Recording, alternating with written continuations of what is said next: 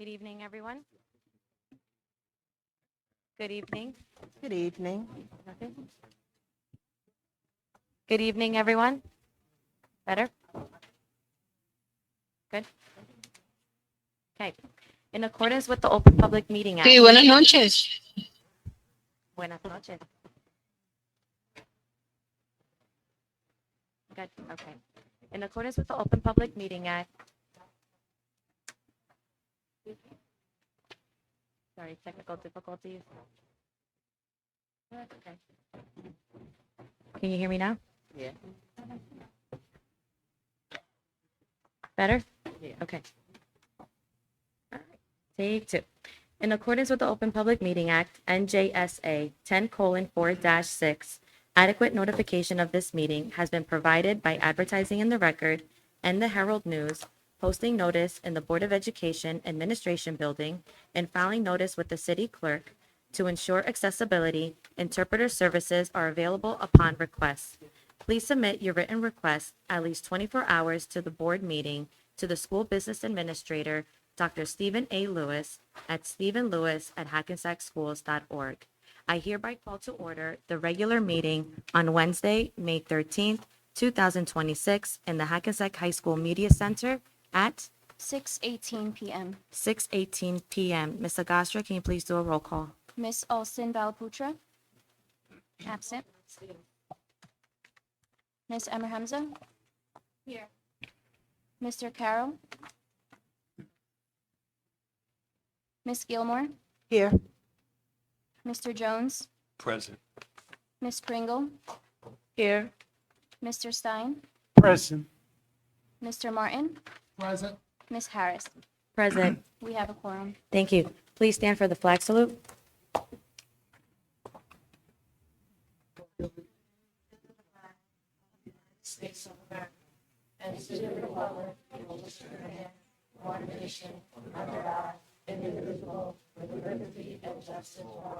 Please be seated. Okay, good evening, everyone. Welcome. We are going to begin tonight's meeting with a presentation. Do we have our student report this evening? Okay. We're going to begin this evening with our Hackensack High School Athletics Department presentation given by Mr. Montesano.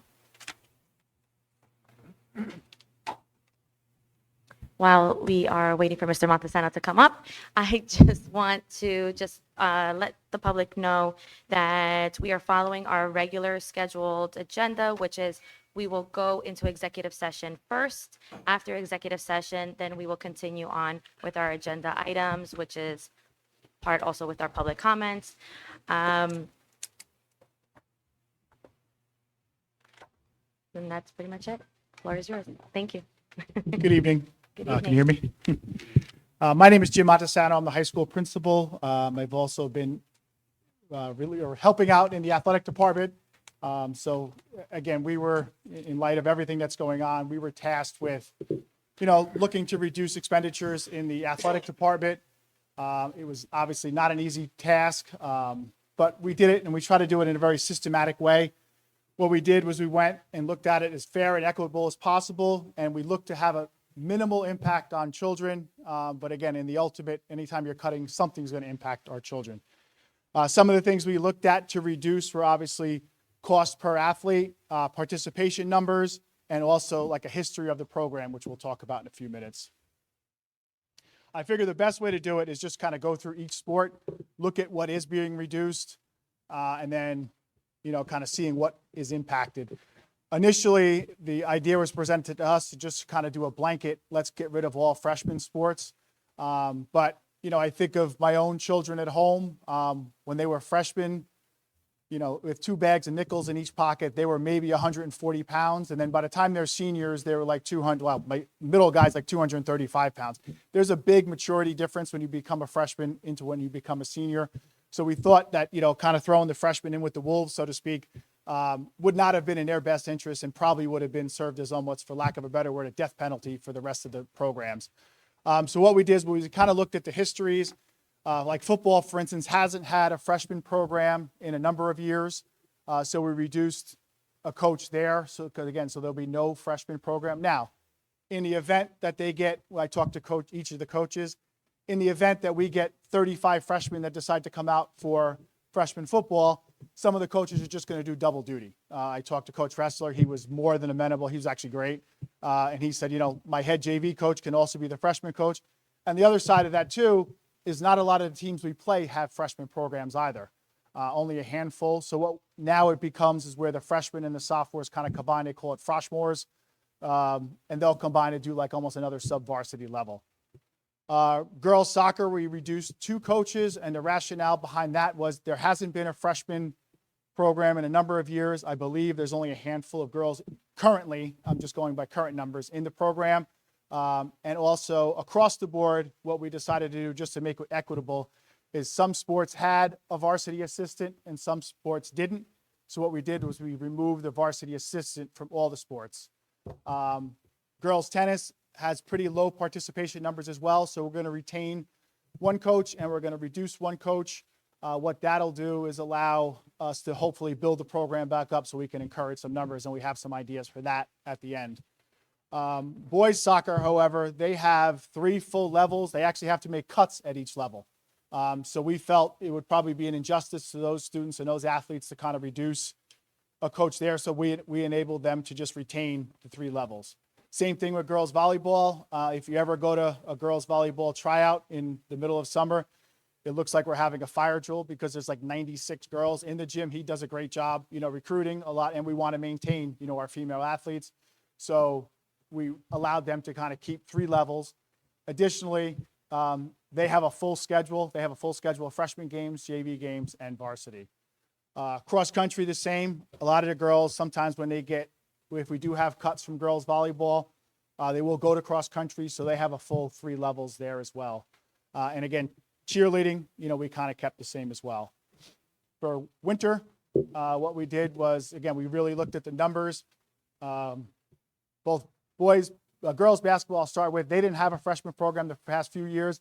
They're having trouble fielding a JV program as well, but we left them with a JV coach and a head coach for varsity. Wrestling as well, they're actually doing a great job building the program, but we reduced them 1 assistant coach, and the rationale behind that was most of their events are in the same location. So like if they go to play North Bergen, for instance, it's going to be varsity and JV in the same spot at separate times, so they can both help out each other. Swimming was a challenge a little bit too, but actually our co-op with TNEC did help. What TNEC does is they provide the program with a head coach and an assistant. So we reduced 1 assistant coach and we kept the head coach.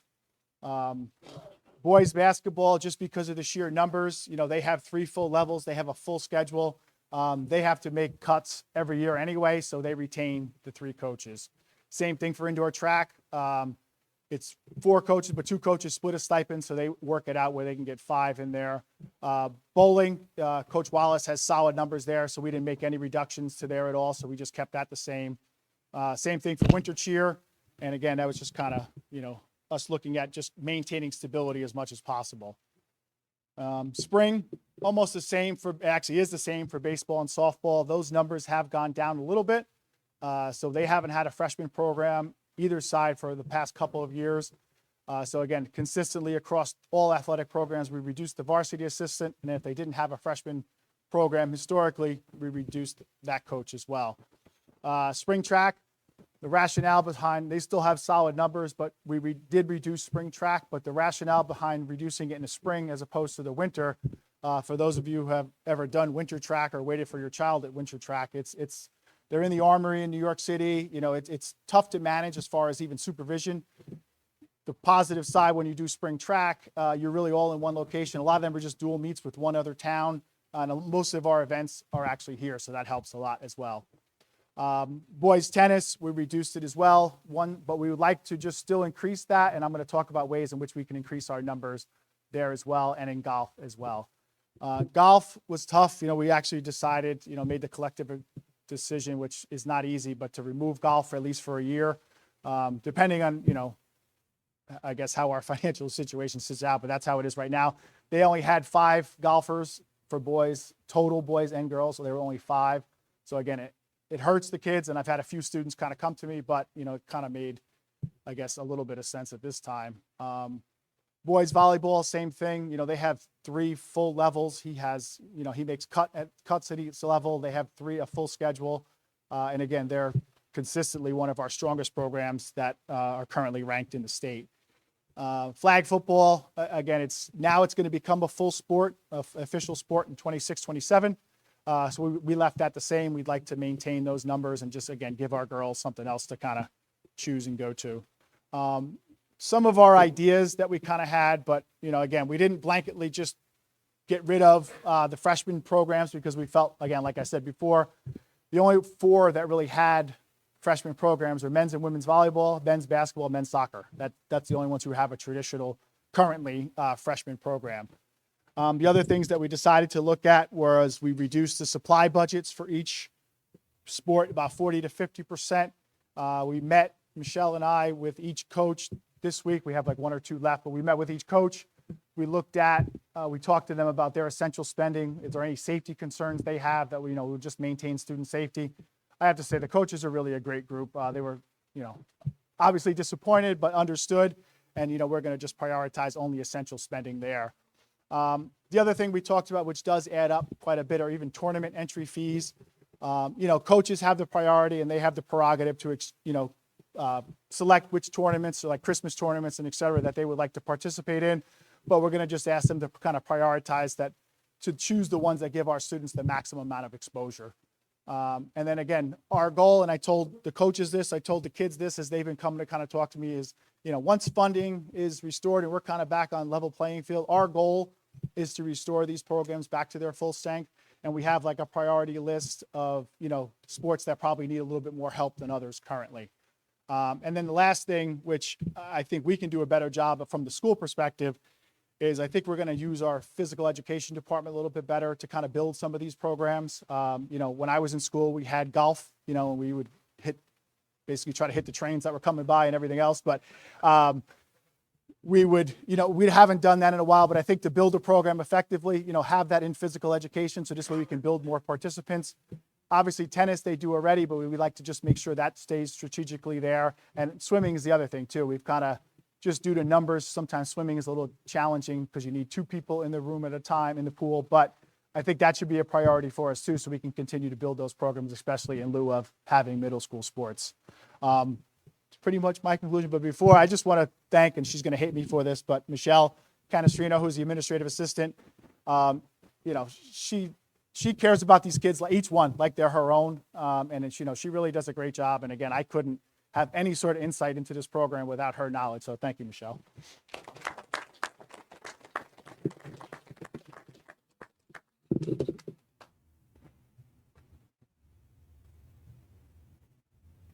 Thank you so much for that presentation. Oh, I don't think this is working. Thank you.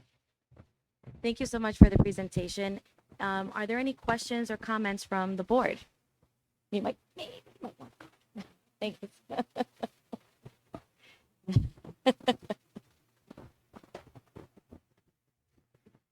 I do appreciate the layout and how many coaches are left, and that some programs still have to build. And I do also like the idea where our PEs also are infusing. And like you said, we did do golf, we did do many of those just like as a trial run. And I think that's where students get that spark to want to continue in these programs.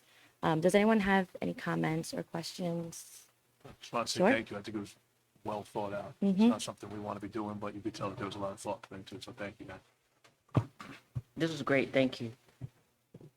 With the sports that did have a reduction, is there room, are we covered by insurance for students, like freshmen, to still work out with the teams, or there's not enough supervision for that? What kind of? Good question. Like, I'll use tennis as an example. There's usually 12 students that could participate on varsity tennis. But they'll keep 12, but like the other ones can practice, they'll do their physical and everything else. So I think, again, to just kind of build the program, have more kids out there. So this way, if a big senior class goes, we're not, scrambling for kids. That's But great, yes. thank you. Yep.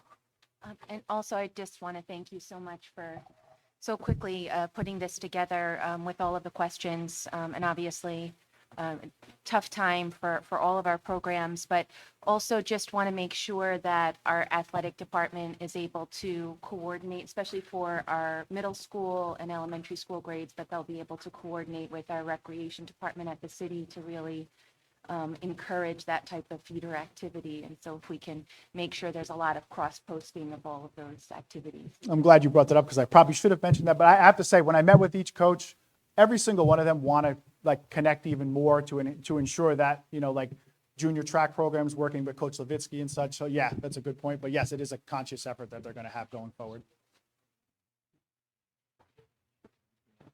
Sure, go ahead. As a former multi-sport athlete here, when I rode my horse down and parked it in the stalls, there are a lot of lessons to be learned on the playing field from your working with teammates, working with coaches. They set an example. I'm glad we could retain what we can.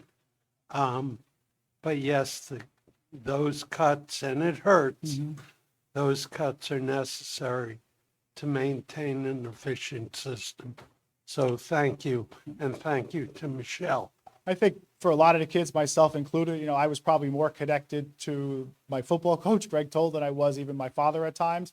And I think we don't want to lose that. A lot of kids, this is their connection to Hackensack High School. So we want to ensure that they do still have that go-to person and that outlet for them to kind of, instead of books and everything else all the time, they have an outlet where they can kind of, perform at a different level. And, if you look at the success we're having so far in the spring, it must be the new athletic director. But, the kids are great and it brings such a sense of pride to the building and we don't want to lose that. So that's something we I want to do ensure. have a question. So for a sport like golf, for example, that is now eliminated, have we found ways to find like an alternative, maybe setting or location for those? Yeah, students who that's what wanna- we're going to talk to. Again, I'm, still in my infancy here in this role, but I think I'm going to make some phone calls just to see if like maybe there's co-op programs for things, or maybe there's even, ways in which these kids can still golf, under our auspices. Yes. Excellent. Any other questions? Okay, thank you so much. You're welcome. Thanks, Michelle. Okay, so before we go into executive session, I do want to give a quick statement. Actually, it's not so quick, but I will do the best I can. Sure. I want to start tonight by being very clear about who is speaking to you. I am the president of this board, but before I ever held this gavel, I was and still am a public school teacher. I am a former paraprofessional. I am an alumnus of the Hackensack Public Schools, and I am a parent of children in this district who have thrived because of our special services and because of the very people who have stood at this microphone over the last several months. Many of those staff members have personally helped my own children grow. I know how much sports, extracurriculars, and a stable classroom mean to a child's life. I didn't run for this board to cut staff. I ran because I am a parent who cares, and I wanted to support the people who make this district run.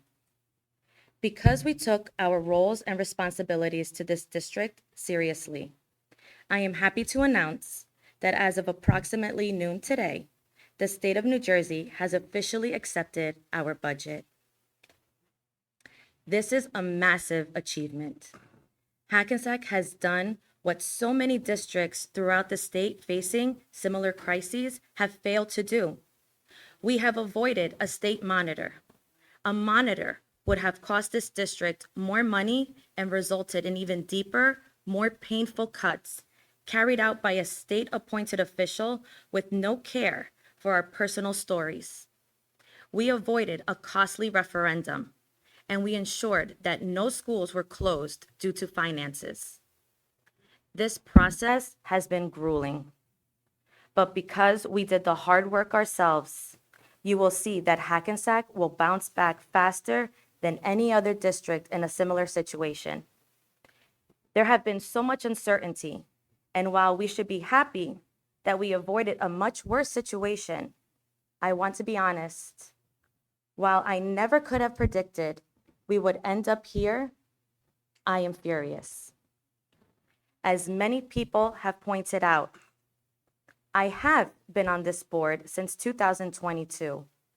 When I was elected, the majority of the other trustees did not welcome me with open arms.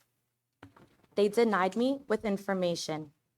The more I asked hard questions, the more I opposed unnecessary hires, like an unbudgeted second middle school principal, the more they pushed me out.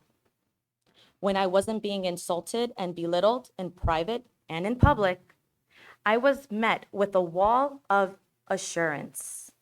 When I asked how we had money for a six-figure salary for someone to follow our superintendent around and post on Instagram, I was told the money was there. When I asked why we were receiving financial and personnel information right before a meeting, I was told it was in the Google Drive, hidden in plain sight. Most of the time, it wasn't there.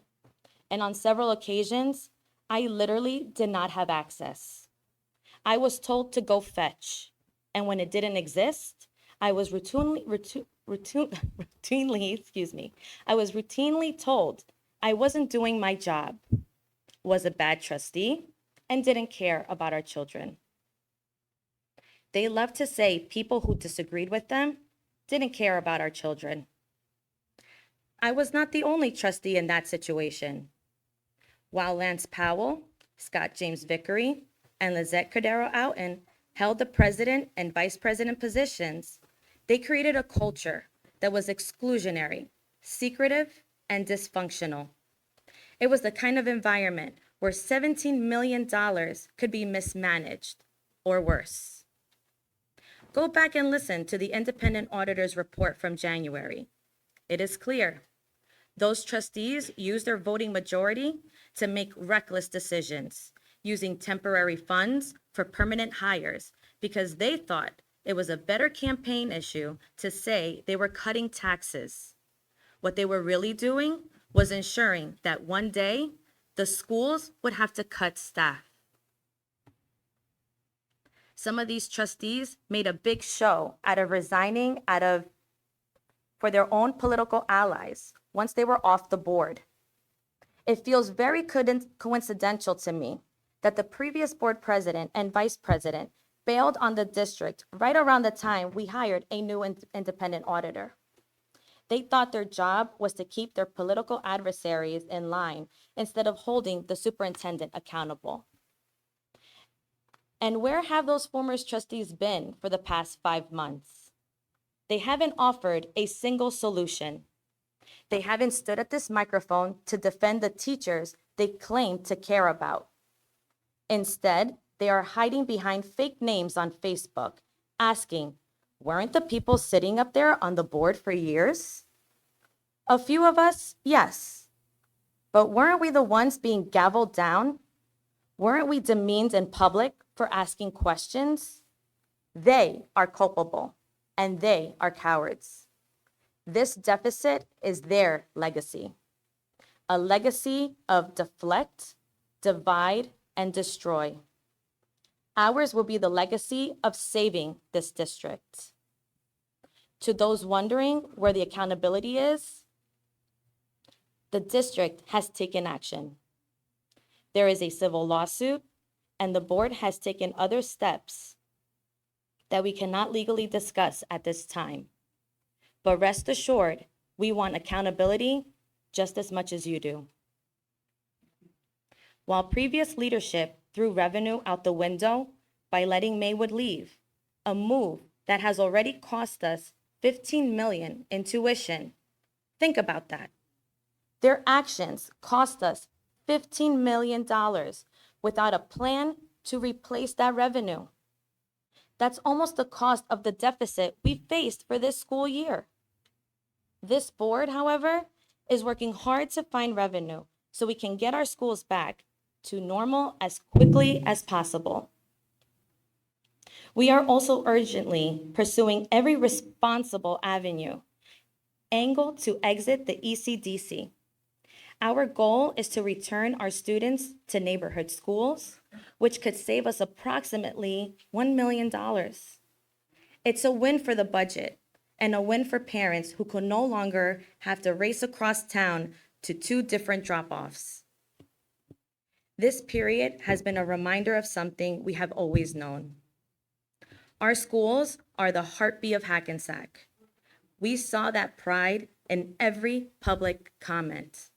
We saw it from our city council, who stepped up during a critical time to help minimize the mid-year impact on our students, and from the many elected officials throughout the state who advocated on our behalf. We saw it in the collaboration of the county superintendent and in the round-the-clock efforts of our acting superintendent, the business office, and human resources. We feel that desire to help every time someone raises a new idea or asks how they can help fundraise. No one took joy in this process, but it reminded us that this district is worth fighting for. To our dedicated staff, you should have never been put in this situation. You are not a line item in a spreadsheet. Each decision was heavy, and especially over the past month, the county superintendent's guidance really forced our hand. I know that doesn't change the hurt you feel, but it is the truth. To our families, this board discovered this problem, and we are solving it. I know many of you are making decisions about September, and I want to assure you, we will do all we can to ensure your students have a safe, quality education in our schools. There will be a clear plan forward, and now that we officially have state approval and have a better sense of what our staffing will look like for September, I ask for your patience just a little longer. Finally, to our students, I know this has been a challenging time.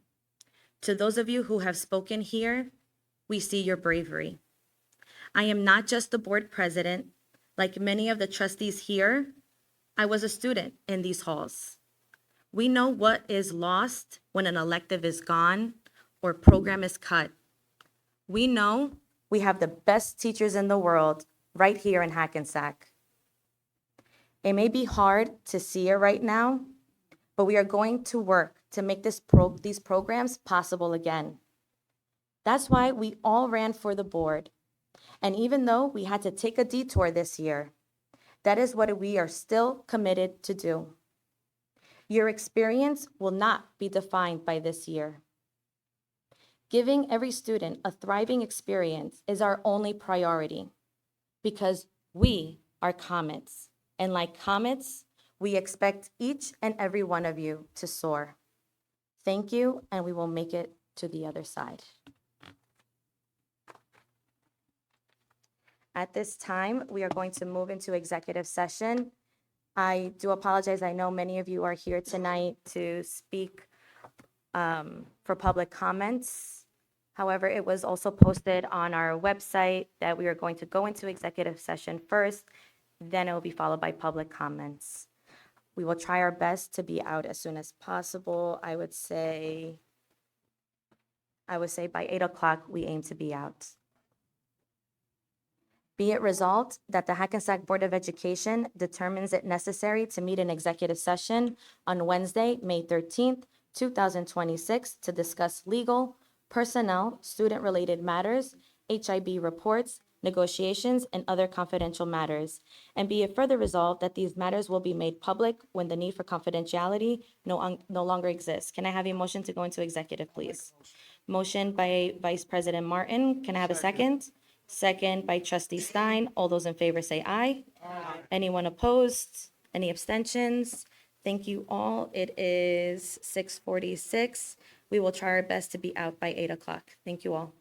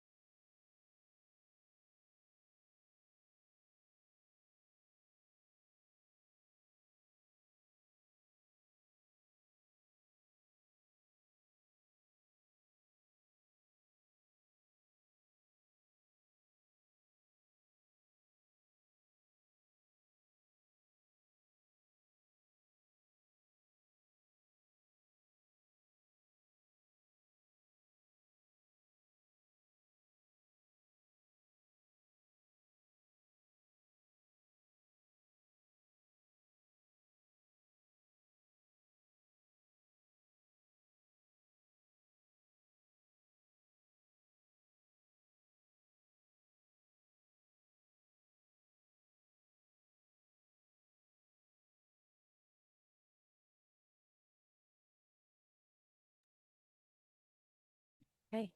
Good evening, everyone. Thank you for your patience. Can I have a motion to reopen to the public, please? Motion. Motion by Vice President Martin, second. A second by Trustee Anwar Hamza. All those in favor say aye. Aye. Anyone opposed? Any abstentions? Okay, excellent. It is 8:36 PM. Welcome back. We are going to go on to approve our minutes. Be it resolved that the Hackensack Board of Education approves the special meeting minutes and executive session minutes of April 8th, 2026, and regular minutes and executive session minutes of April 22nd, 2026.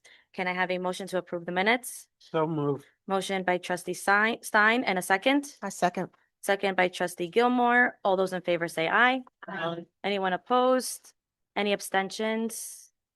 Excellent. We are going to move on to our superintendent's report with Acting Superintendent Andrea Oates Parchment. Good evening. Good evening. Our enrollment report. We have a total of 5,043 students. Also, residency cases. We had 2 residency cases received and 2 residency cases were verified for the month of April. For HIB, harassment, intimidation, and bullying, we had 7 cases. 5 were unfounded, 2 were founded, and 2 are still pending. I also wanted to recognize Nellie K. Parker School for their autism walk. I attended. It was a really thoughtful affair. We also had during this month, we celebrated Teacher Appreciation Week, Principals Day, and this month, Asian and Pacific Islanders Month, and Special Education Week for this week. I also wanted to just give accolades to our crossing guards. I have been to many places throughout the city this month, and I have to say our crossing guards are doing their job. They are doing such a good job, and I just wanted to acknowledge them. Very thoughtful about our students. So I just wanted to give them a shout out today. Each month I said I would highlight a school or a certain program. And this month I want to highlight our academic decathlon students. And I'm just going to share with you that they returned safely from the academic decathlon nationals. And the team performed, according to Mrs. Dorso, performed the best that they have ever done at the national level, exclamation point. They finished 6th place in our division, and we had 6 medals, 5 students earning All-American status. And students, if I mispronounce your name, forgive me, but I just wanted to say Sophia won the gold medal in literature and also was our team high scorer, for which she was awarded $250. Natalie and Kyle rounded out the literature category by earning the silver and bronze medals. Josh won silver in both math and science, and Justin won the silver in economics. Senior Marielle was selected as our team's MVP and was awarded $250. Our other team members, Izana, Zadie, and Evelyn, all helped add individual points in each subject to lead us to our 6th place finish. Overall, Ms. Durso says it was a tremendous success and our team was very grateful for the experience. So let's give our students and Mrs. Durso a round of applause. And that ends my report. Okay, thank you so much. Moving on to public comments. Public participation shall be governed by the following rules. 1, if in person, a participant must sign the sign-in sheet and be recognized by the presiding officer and must preface comments by an announcement of his or her name, municipality of residence, and group affiliation if applicable. 2, Each statement made by a participant shall be limited to a 3-minute duration during the public session. 3, all statements, questions, or inquiries shall be directed to the presiding officer, and any questions or inquiries directed by a participant to another board member shall be redirected to the presiding officer, who shall determine if such statement, question, or inquiry shall be addressed by the presiding officer on behalf of the board or by the individual board member. And 4, all board and/or acting superintendent responses to questions or inquiries shall be held until the end of public participation. At this time, the floor is open to anyone in person that would like to speak. Please come up, state your name. Good evening, Good evening. Reverend Carolyn Davis. Next month, I will be celebrating my 60th graduation year from Hackensack High School. Very proud Hackensack. Where do we go from here? This has been a devastating year for everyone involved. I understand the pain of not knowing where your income was going to come from. I've had that happen in my own life. But what I've done is just trust God that it would work out. Excuse me for 1 second. I'm not used to reading from the phone. I just want to say a shout out to this board and also to our acting superintendent. I was there. I understand what happened in the past. I attend those meetings and I understand everything that they tried to do, not making excuses, but it's a fact. I want to thank them because had they not gotten to the balance they did, we would be in much worse shape than we are right now. If the state had taken over, we would have lost a lot more. I understand what these teachers and paras are going through and other employees, and I pray every day. I literally pray every day that a door opens up for everyone who may be losing their jobs. But I also want to say this to Jen and Layla and our acting superintendent and those who were on the board before. I know what they went through when they asked questions, when they wanted to know what was going on with the funds. They were threatened and they were humiliated. This board and this acting superintendent walked into a fire that they did not plan to walk into, just like you didn't plan to walk into it. And now they were set with putting out the fire. I want to thank you, Acting Superintendent Andrea. You've been like the Moses. We've been in a desert for the past year, and we're still not out yet, but you could have walked away, but you stood the test. I say to the community, I'm almost over, give me 1 more minute. I say to the community, part of the community too has to look at themselves. And I'm not saying you here, but Hackensack community as a whole. We had a referendum several years back that the city voted against because they said it was going to cost too much to taxes. But look at where we are now. Had that referendum passed, we'd have a school now and not have to be worrying about where we're going to put our students. If that referendum had passed, we would not still be paying $6 to $8 million a year to ECDC. We had an option. Where was the outcry when Maywood's contract was not renewed? That should have been a public outcry. Not only did the students lose in Hackensack, so did Maywood. So I just want to say that as we go through, the question is, where do we go from here? I can only say that myself, as a proud Hackensack graduate, I will do whatever I can to help. If it means volunteering, coming in as a lunch aide, whatever has to be done. I'm going to talk to my classmates this year at our 60th reunion to see what we could do financially. We can't change the past. It's done. It happened. It shouldn't have happened. It shouldn't have happened to this board. It shouldn't have happened to this acting superintendent, and it definitely shouldn't have happened to you. But it did. And my question is, where do we go from here? I'm standing on the note that we will get through this, as hard as it is, and somebody will look back at Hackensack and say, what a great school system. They got through the desert. Thank you.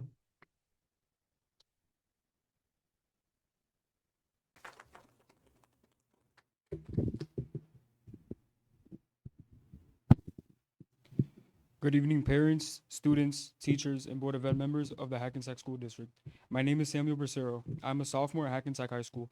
Firstly, I'm coming to speak up for this budget cut as a son of God, out of love for students and teachers and concern. As a student that attends Hackensack High School and that has special ed classes, the cutting of some of these teachers that have special ed, I believe is detrimental to the school and to our students. According to a study, special education provides tailored instruction, specialized services, and tailored support that empowers students with disabilities to overcome obstacles, meet grade level expectations, and boost self-confidence. If fosters inclusive environments that enhance academic, social, and emotional growth, resulting in improved literacy, better behavioral outcomes, increased independence, and improved long-term success. What are we going to do with those students that have other learning disabilities? I know someone that had special ed classes, and against all odds, he graduated high school, attended Rutgers, and now has a PhD. Another thing I would like to state is the cutting of sports. I believe cutting sports is something detrimental because it creates discipline and it creates structure. It's very unfair that we have to pay the consequences of your irresponsible funding or past community members. Lastly, I want to encourage all students to speak up. Joshua chapter 1 verse 9 says, "Have I not commanded you? Be strong and courageous. Do not be afraid. Do not be discouraged, for the Lord your God will be with you wherever you go." And one thing I want to say is that to all students, my last two words, to speak up. To speak up because what's going on is corrupt and we don't deserve this. The paraprofessionals don't deserve this. The teachers don't deserve this. And that's all I want to say. So please take the pain of us into consideration. Thank you. God bless your families. Jesus loves you guys. Good night.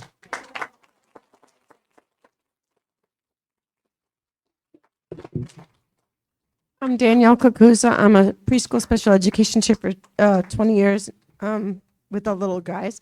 And I'm speaking on behalf of one of the speech and language pathologists because they worked on this collaborative, but she can't speak at the moment.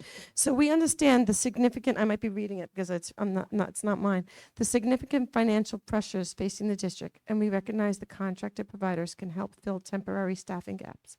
However, Hackensack's history of reliance on contracted related service providers has repeatedly demonstrated serious concerns regarding continuity, consistency, and compliance of student services.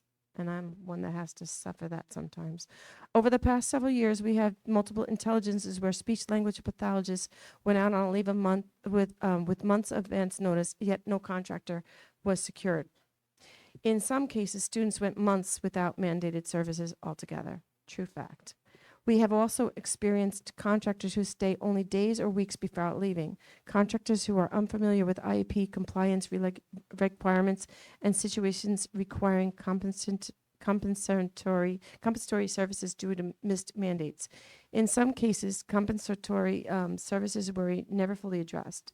These issues do not reflect poorly on every contracted provider. Many are dedicated professionals. However, the nature of contracting staff often creates instability. Frequent turnover, reduced hours, inconsistent attendance, and limited integration into the school community directly impact students and staff. District employed related services providers do far more than direct therapy minutes. They collaborate with teachers and child study team members, conduct observations, communicate with parents, attend conferences and school events, and help maintain continuity across years of a child's education. There are also financial implications beyond staffing costs. Many contractors are not semi-qualified, limiting the district's ability to cover eligible revenue. Inconsistent services also increase the likelihood of compensatory education costs and potential litigation. Most importantly, students with disabilities rely on the predictability, relationships, and consistencies of the speech language providers. When providers frequently change or services are interrupted, students lose valuable progress and trust. As the district considers future decisions regarding related services, we respectfully ask that long-term student outcomes, continuity of care, and compliance obligations remain at the center of your conversation. Thank you.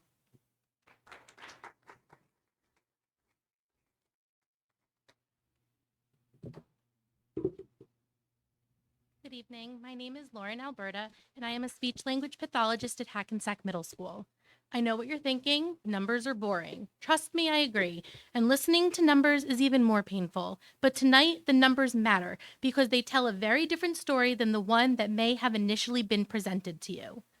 The current proposal would eliminate every occupational, physical, and speech therapist and behaviorist in the district, 26 special services staff members in total. We understand the reasoning. On paper, eliminating these positions appears to save more than $2.5 million in salaries, not including healthcare costs, which we recognize are substantial and part of the district's massive financial crisis. But here's the question. Is eliminating an entire department really the only way to achieve those savings? Our alternative plan would reduce all non-tenured special services staff across 7 disciplines, including non-tenured related service providers, psychologists, learning consultants, and social workers. That plan also reduces staffing by 26 employees and saves over $2.5 million in salaries. Same number of reductions, nearly identical savings. So what's the difference? Approximately $100,000. And this is where semi-revenue becomes critically important. According to the district's April 2026 semi-snapshot, the district has already been reimbursed nearly $280,000 through semi. That reimbursement alone more than closes the salary gap between the 2 reduction plans. But wait, I'm still not done with the math. Last week, I discussed the hidden costs of outsourcing related services. Tonight, I want to discuss the costs that aren't even hidden. South Bergen Jointure Commission charges approximately, it's actually $375 for every PT, OT, and speech evaluation, and $700 for every functional behavior assessment. This year alone, speech therapists completed more than 450 evaluations. If all of those had been outsourced, the district would have spent over $160,000 just on speech evaluations. And then there are the therapy services themselves. By the end of this school year, district speech therapists will have provided more than 21,000 hours of therapy.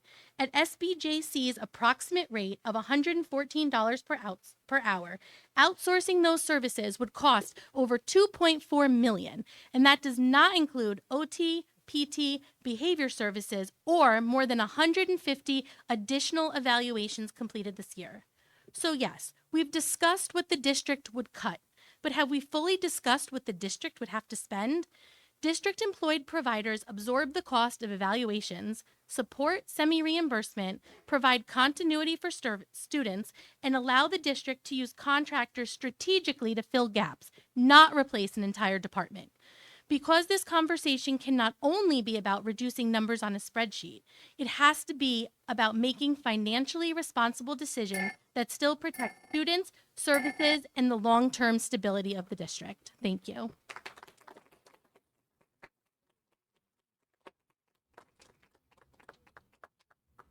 Good evening. My name is Alexa Smalling, and I'm a speech pathologist here in Hackensack.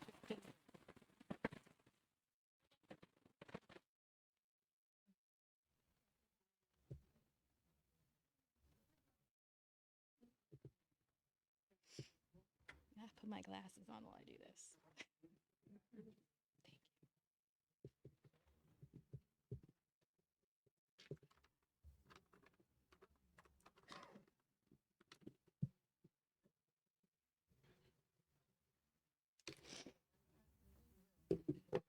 Hello. My name is Alexa Walling, and I'm a speech pathologist in Hackensack for 15 years, 20 overall in New Jersey public schools.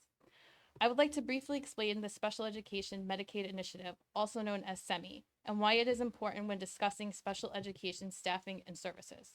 SEMI is a federally supported reimbursement program that allows public school districts to recover a portion of the costs associated with providing legally mandated special education services to Medicaid eligible students.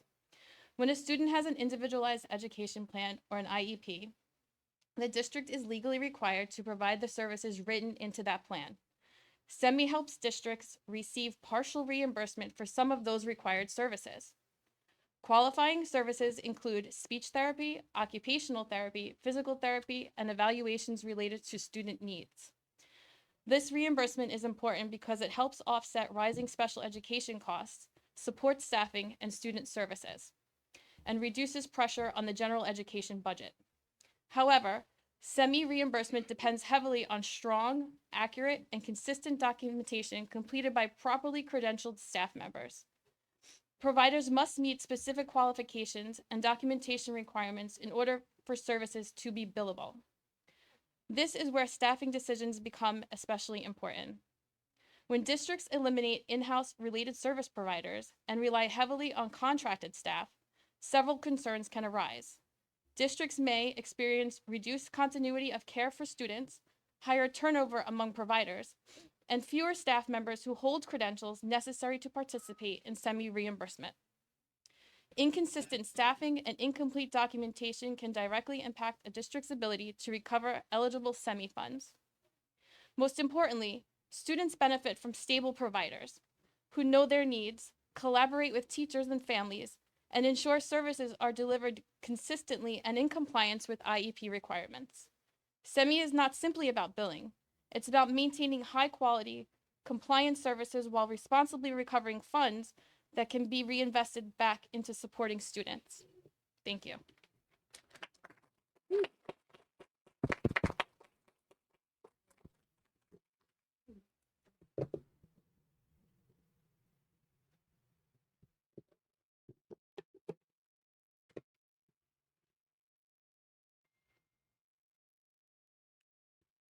Good evening, everyone. My name is Andrea Guzman, and I am a speech language pathologist here in Hackensack for 17 years. I would like to speak about the value, both educationally and financially, of maintaining the tenured district employed related service providers, including speech language pathologists, occupational therapists, physical therapists, and our behaviorists. First, it is important to note that these professionals, along with the CST, learning consultants, psychologists, and social workers, belong to the Department of Special Services. It is important to note that the related service providers are, in fact, part of the child study team. It is 7 disciplines, all working together on the same educational team, supporting students every day. However, it is the related service providers who directly interface with students on a day-to-day basis. Beyond the semantics, there are substantial operational and financial benefits to keeping as many services in-house as possible. District-employed providers offer continuity, collaboration, communication, and accountability. We know our students, our families, our teachers, and our buildings. We communicate regularly about students' needs and help ensure smooth transitions as our students move from one school to another or from one grade level to another. We are part of the school community. We attend staff meetings, parent conferences, school events, and collaborate daily with the child study team members and classroom teachers. We provide Tier 1 and Tier 2 interventions and consultations. These responsibilities extend far beyond direct therapy minutes. In-house providers also reduce the district's risk of litigation by helping maintain compliance, consistency of services, and accurate documentation. Financially, district-employed providers support semi-reimbursement opportunities through consistent compliant documentation by qualified staff. Contracted providers are often not semi-qualified, which can significantly reduce revenue for the district. District-employed providers contribute to the overall functioning of the school. We assist with testing administration, sub-coverages, which we've done a lot of, monitoring morning duties, hall coverage, crisis support. Maintaining the manpower helps buildings operate more smoothly and efficiently. Speech language pathologists can also serve as case managers for students with speech IEPs, and a role currently underutilized and could further support the CST efficiency.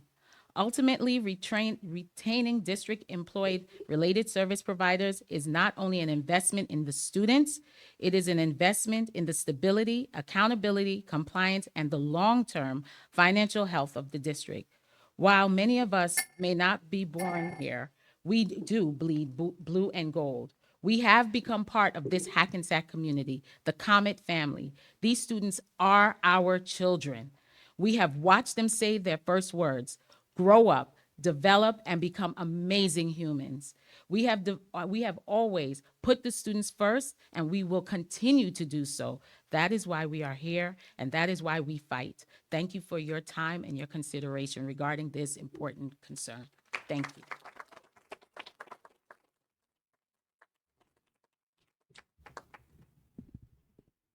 Good evening. I'm Carol Feinstein. I'm the NJEA field rep, and I represent Hackensack as one of my districts. I have 20 districts. This is one of them. I know this is a difficult time for everyone, and that is why I have not been here before, because I understand for budgetary reasons, you are pretty much stuck in what you can do. You can always pick and choose sometimes what you get rid of, but your hands are tied. I get that. I actually sat in your seat in another community as a board member, so I understand that the public doesn't always know what you have to go through to make these decisions. However, I'm here because of all of my people who have been let go or reduced in salaries or reduced in benefits, and I would be remiss not to speak on their behalf. Even though we understand why that had to be done, it is life-changing for people to have that happen to them.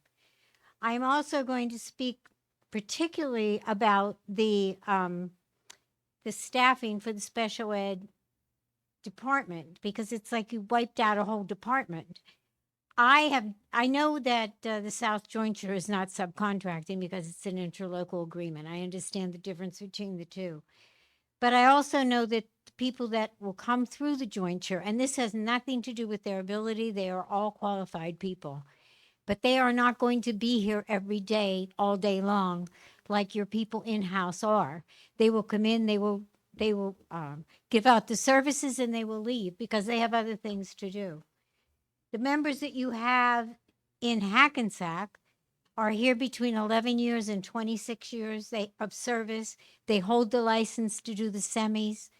They also contribute to in other ways. They cover classes. They proctor exams. They come to back to school night. They go to the IEP meetings.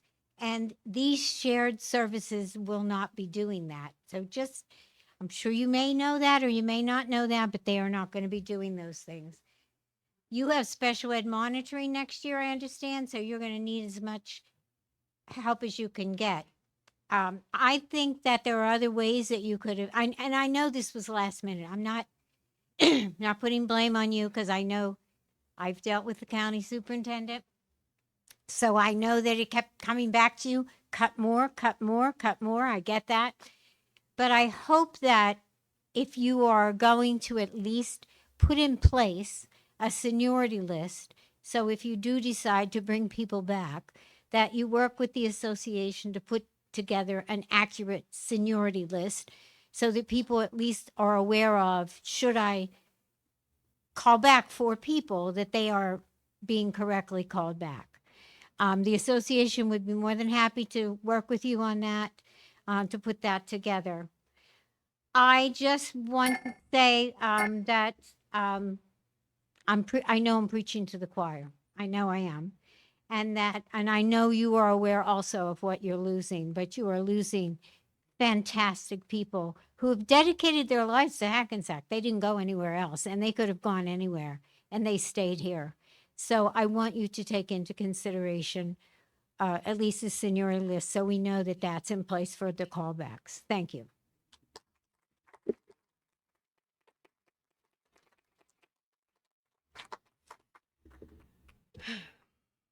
Sorry, I'm a little nervous. Good evening, everyone. My name is Lauren Taylor. I am a longtime resident of Hackensack and a recent transplant to Teaneck, New Jersey. And I am here to speak in support of keeping the occupational, physical, and speech therapist in this district. Lindsay Aprigliano, formerly Joseph, was my student teaching supervisor in the fall of 2013. She taught me how to work effectively and efficiently while always making decisions in the best interest of students. She also taught me the importance of collaborating with children, their families, and classroom teachers so students can get the most from their educational placements. Near the end of my assignment, I asked Lindsay about getting a job in Hackensack. She explained that staff members were incredibly loyal to this district and that openings rarely became available. Looking back now, it does not surprise me that many of the same professionals who were there when I was a graduate student are still serving in those same roles 13 years later. Some, like Mrs. Aprigliano, have continued their education and professional growth, but what has not changed is their dedication to students and families. When you cut staff, you are not simply eliminating positions. You are disrupting the educational flow, severing trusted relationships, and removing professionals who have spent years building knowledge of this district, its students, and its families. Those relationships cannot be replaced overnight. These therapists provide far more than services on paper. They provide consistency, trust, advocacy, and support for children who depend on familiar and experienced professionals to succeed. I urge the board to consider the long-term impact these layoffs will have on families, students, and the overall quality of services in this district. And since I still have a minute left, I just wanted to say thank you to Ms. Joseph, as I will always call her, and thank you to Andrea, and thank you to Alexis, Jen Lam, I think. They have all helped me become who I am in my district. I have been very successful, and I know that without the work of the related services team in Hackensack, I wouldn't be who I am today. So no matter what happens tonight, thank you again for all you've done.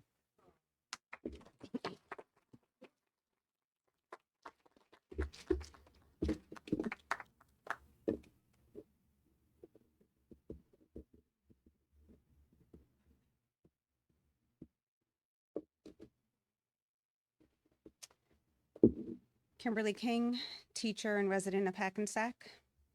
Last Thursday, I walked into the building alongside 3 of my colleagues. As we quietly exchanged good mornings, there was a heaviness in the air, an unspoken understanding that one of us would not be returning to teach at Hackensack High School next year. What made that moment even more heartbreaking was learning as we entered the building that he himself had learned the night before that he would not be returning next school year. And not from anyone in central office, but from the posts on Facebook about the presentation from the board meeting. Later on that same day, I learned that another teacher from that morning was among the staff represented in Ms. Parchment's report. I don't think any of us from that morning realized that Wednesday's report included people who hadn't yet been informed. I have been deeply disappointed in the manner in which district leaders communicated the reduction in force notifications. You've demonstrated a lack of compassion and professionalism that my colleagues and staff in the district deserve during such a difficult moment. While I recognize that district leadership was under immense pressure to revise and submit the budget, this was not the work of one individual acting alone. There was an entire team involved in developing this plan. To overlook the basic professional courtesy of notifying affected staff before publicly announcing the elimination of staff and programs was not only disheartening, but unacceptable. This is yet another example in a growing pattern that has caused me to lose confidence in our current district leaders' ability to lead the district through this crisis successfully. I don't think you planned accordingly for this crisis. The audit was completed and presented in January.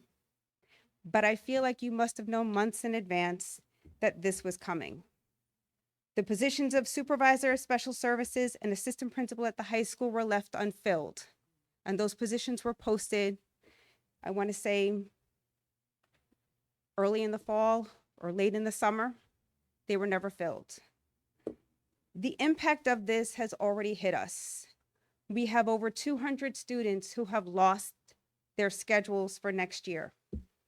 We need to figure out what the students in TV studio are going to be taking, woodshop.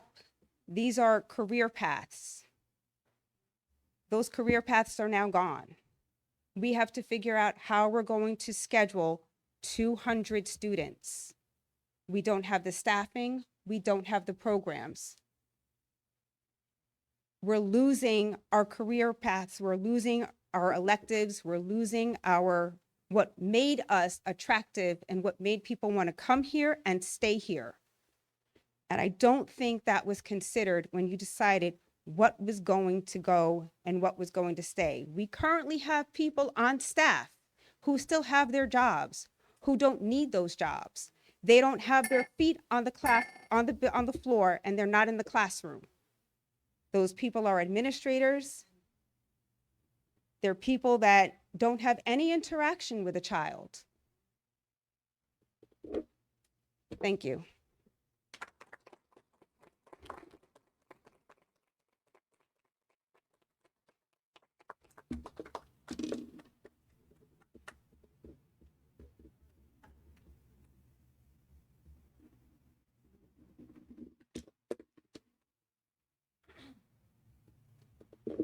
Good evening. My name is Michelle Tavares, longtime resident of Hackensack. And tonight, yes, I am PTA president of the high school, and I oversee all of the PTAs and President's Council, but I'm going to speak as a parent. I want to similarly go off of what Ms. King had said. I want to address the decision to eliminate TV studio and media programs at both middle school and high school. This program is not just another elective. For many students, it's a place where they discover confidence, creativity, and sometimes even their future careers. My connection to this program is personal. When my daughter was in middle school, she woke up at the earliest hours of the morning to be part of TV studio. For her, it wasn't a burden to get up to school early. It was something she was excited about. It gave her a creative outlet before the school day even started.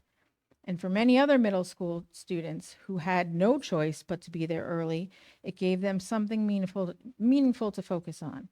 Those early mornings weren't just about announcements or cameras. They were about teamwork, responsibility, and pride in creating something together. As students moved into high school, programs like this become even more important. Most people here know that I work in a high school myself. But what you do not know is my brother has been teaching TV and media production for nearly 20 years. In that time, he has watched students go on to careers in broadcasting, film production, and media. He regularly sees former students' names appear in film credits, on television, and across the industry, even Oscars. Many of those students may never have discovered those paths without this classroom. We are taking away that opportunity from our students. I understand that the decisions you are facing are incredibly difficult. Budget pressures are real, and none of us envy your responsibility you carry. But this particular decision is a little confusing to me. The cost of a program like this is mostly staffing. There is virtually no additional overhead. Equipment is often donated. Studios across the region regularly donate equipment when they upgrade after major events like Olympics, but still perfectly usable equipment as distributed to schools and programs. This is a program that gives students so much for relatively little cost. I also want to acknowledge right now educators affected by this decision. For Mr. Charles, learning about the elimination of this program on Facebook was disgraceful. This is someone who has volunteered his own time to support the PTA and even created a fantastic commercial for our Duck Derby, which, by the way, there's tickets still available. And the middle school teacher who learned about this decision while he was chaperoning 6th grade camp. You both deserve better. Our educators deserve transparency and respect, especially those who consistently go above and beyond for our children. Right now, our district feels like it's going through the darkest times, but we don't have to make it darker. Yes, you have to make hard decisions. Absolutely you do. No one is denying that. But please, please stop making these decisions harder than on the incredible educators who gave their time, their creativity, and their energy for our children. Please reconsider programs like this that mean so much to our students and this community. And please do a little better for our educators. They truly deserve it. We know this is hard, but it does not have to be harder. Thank you.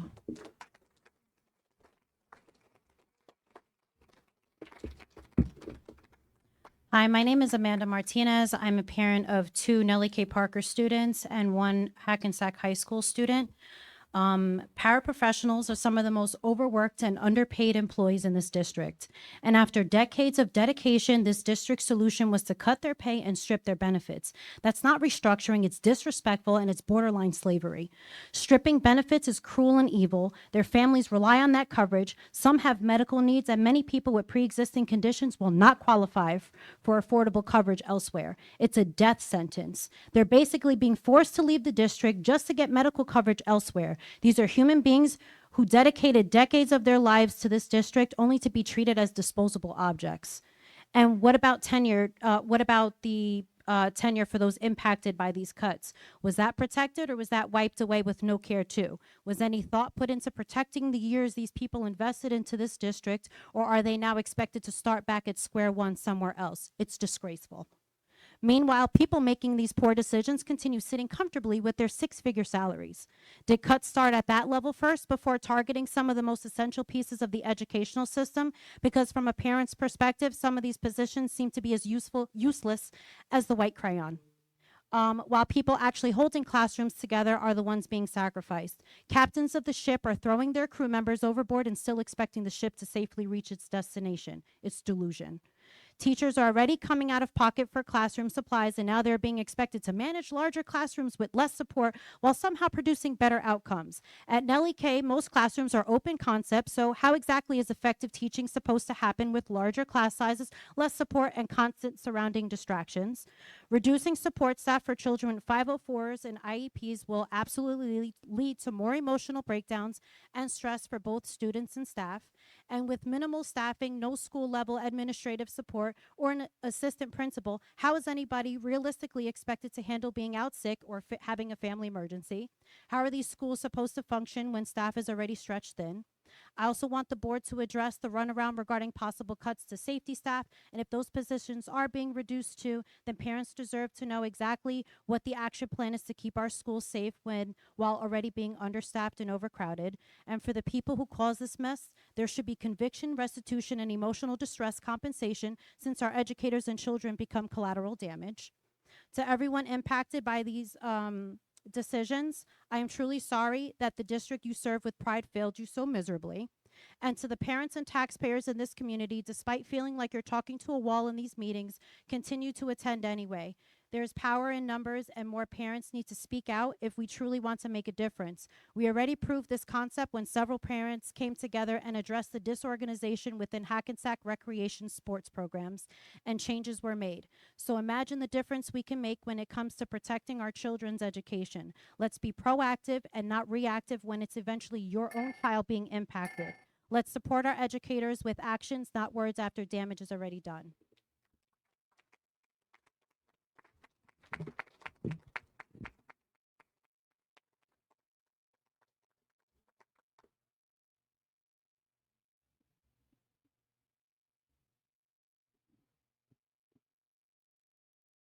Hi, my name is Cindy Roman. Ms. Harris, I am here today with one agenda to speak specifically about the issues. But after listening to your opening statement, I realized I need to shift my perspective entirely. You sat here and gave a speech about how you saw all this coming. You're knowledgeable that, I'm sorry, I'm nervous. You're knowledgeable that you may have raised your voice and asked questions and recognized that something catastrophic was developing within the district. Yet at the end of your own statement, the unavoidable conclusion is this: you saw coming, you did nothing. Last year, when this came to light, the word fraud was thrown around. That was accusation. That was the level of concern and communicated to the community. Now suddenly, narrative has shifted into budgetary mismanagement. Those are two very different things. Which one is it? Because you seemed very concerned before. And if you truly believe there was fraud, then if you generally believe that the district was being driven towards financial collapse, then you had an obligation to act beyond simply raising concerns in a boardroom. You were part of the prior board under Superintendent Sanchez. This did not begin overnight and certainly did not begin solely under currently suspended superintendent. By your own account, you saw warnings, signs under multiple administration. You want this community to believe that you alone saw the damage, sounded the alarm repeatedly, but yet every single system failed while you remained powerless. But if the situation was truly as severe as you now claim, where were the actions? You did not go to state comptroller. You did not go to the Department of Education. You did not go to the state auditor. You did not go to the county commissioner. You did not go to the media. You did not publicly documented these concerns for the taxpayers to fund the district. When you what you did do, however, was engage publicly on Facebook about private individuals exercising their own rights to speech and privacy. That seemed to merit attention and commentary. Yet, the alleged destruction of the school district did not warrant the same level of public urgency. So now you want the community to accept a narrative that you always had Hackensack's back, interests at heart, but everyone else prevented you from doing the right thing. At some point, accountability cannot only apply to people sitting beside you. It also applies to the people who claim they knew all along and knew all along and still allowed the damage to continue while remaining in positions of authority.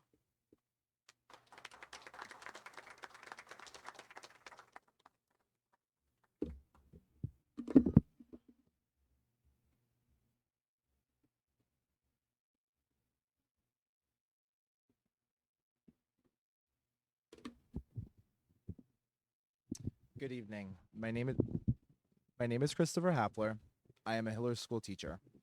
I stand before you tonight to express my displeasure with some of the decisions of the Board of Education. This is the third time I felt compelled to speak to you since word of the financial situation came out.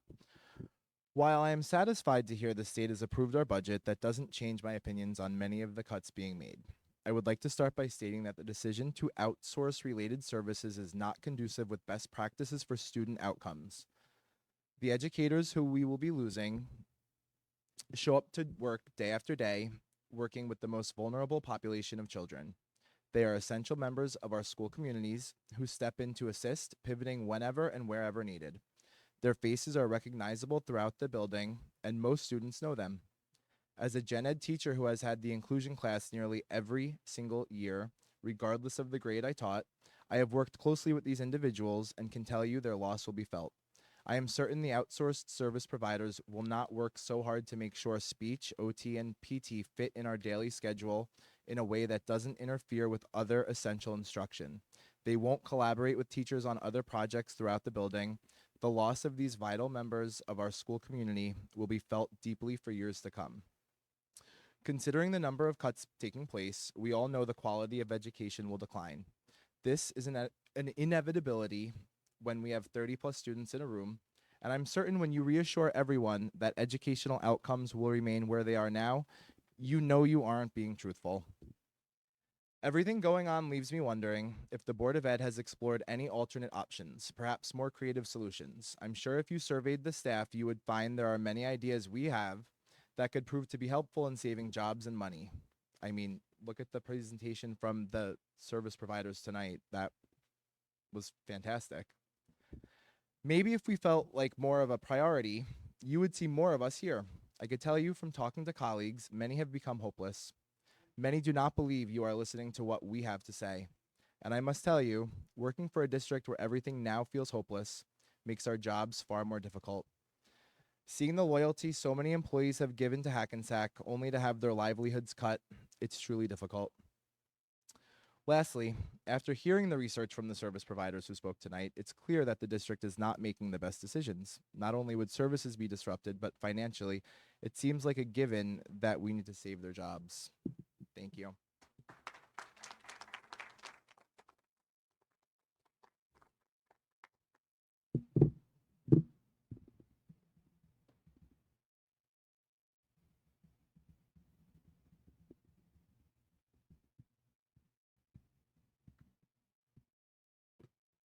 Hi, good evening. My name is Tanya Felice Patron.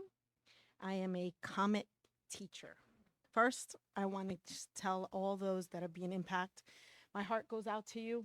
I don't know what it is to lose an opportunity to provide for my family and things of that sort. And truly, it hurts me to hear about my teachers, my para community, the custodian, special ed specialists, and all other staff members of that are really negatively being impacted. Some health issues that are out there, family impacts.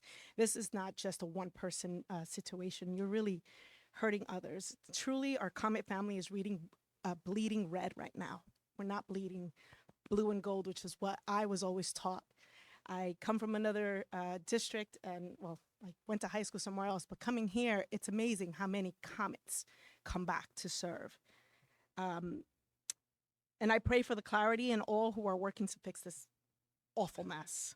I'm a proud CTE teacher, industrial arts teacher for the past 16 years. And my department is truly a family. We support each other every single day. And I'm just absolutely lucky to have Mr. Tasuni Sharif as my teacher mentor. He is my brother. Tasuni is a true Comet alumni that has dedicated over 20 years to this district, to the point where shutting down the wood shop is just unacceptable. Truly is unacceptable.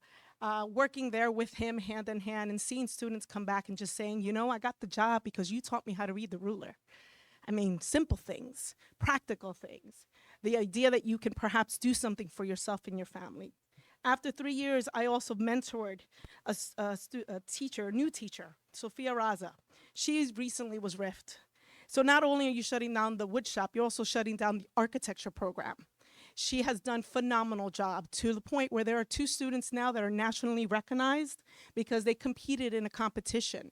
And the program is thriving. If you have an opportunity to go see the models, go check it out. We do have a CTE symposium coming up in June 3rd, I believe. Besides CTE being a graduation requirement, we've had a variety of shops at Hackensack High School. And they reach the majority of students. Each one of us teach about 100 students in a school year.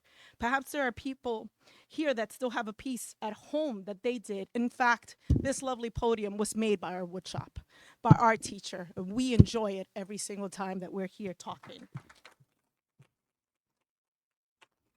Some different shops that you're perhaps not aware of, wood. I currently am the metal shop teacher. There's robotics, there's engineering, there's STEM, there's architecture, there's bees and sustainability, auto and culinary. These are all practical, hands-on things that our population thrives on. Not everyone's going to college. Not everyone's pursuing higher education, but everybody needs to have a job. As a whole, I hope that we go back to bleeding blue and gold because it's truly a pleasure to be here and it hurts to walk the hallways now. Thank you.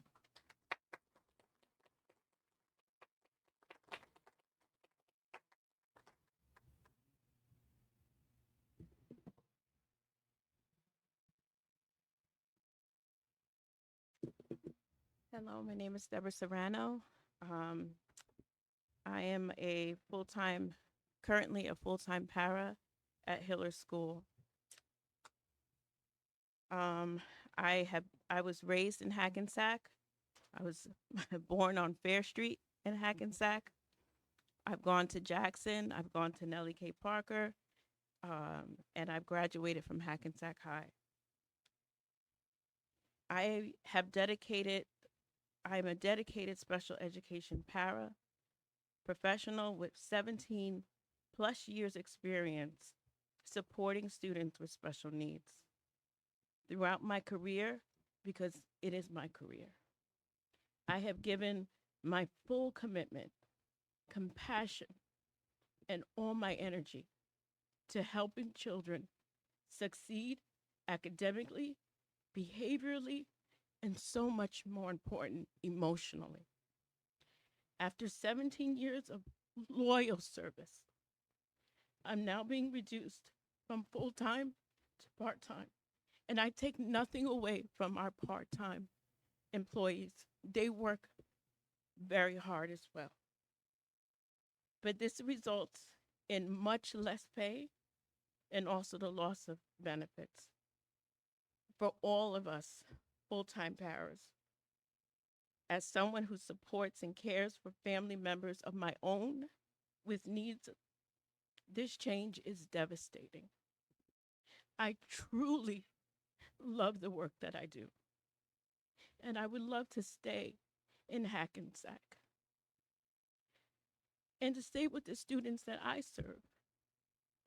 You will never find people more dedicated and dependable and passionate about helping children succeed, especially our special ed students. It is heartbreaking to me to give so much of myself for so many years and feel that this dedication is not being valued in return. So please, I'm with all my paras, full-time paras. You are seen and you are valued. Thank you.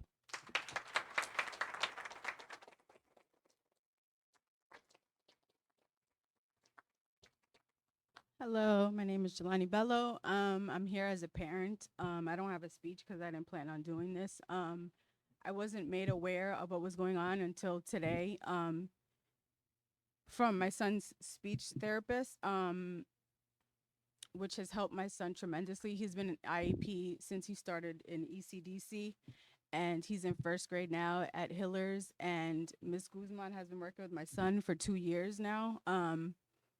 And he's excelled and he's done well, and he still needs the help with the speech therapy. And it just saddens me that this is all going on because it directly affects my kid.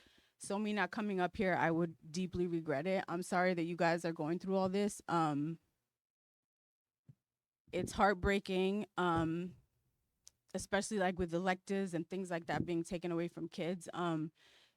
As they will be able to bounce back one day, as hurtful as it is, and they'll be able to get other jobs. The people being affected the most is the children. They don't get to redo their school years. They don't get back to do being kids.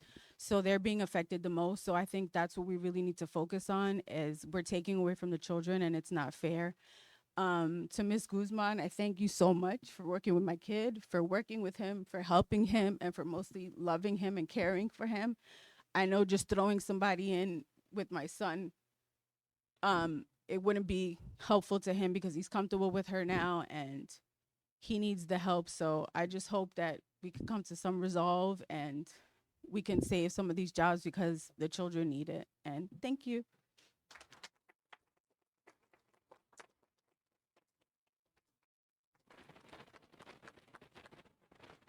Good evening, everybody.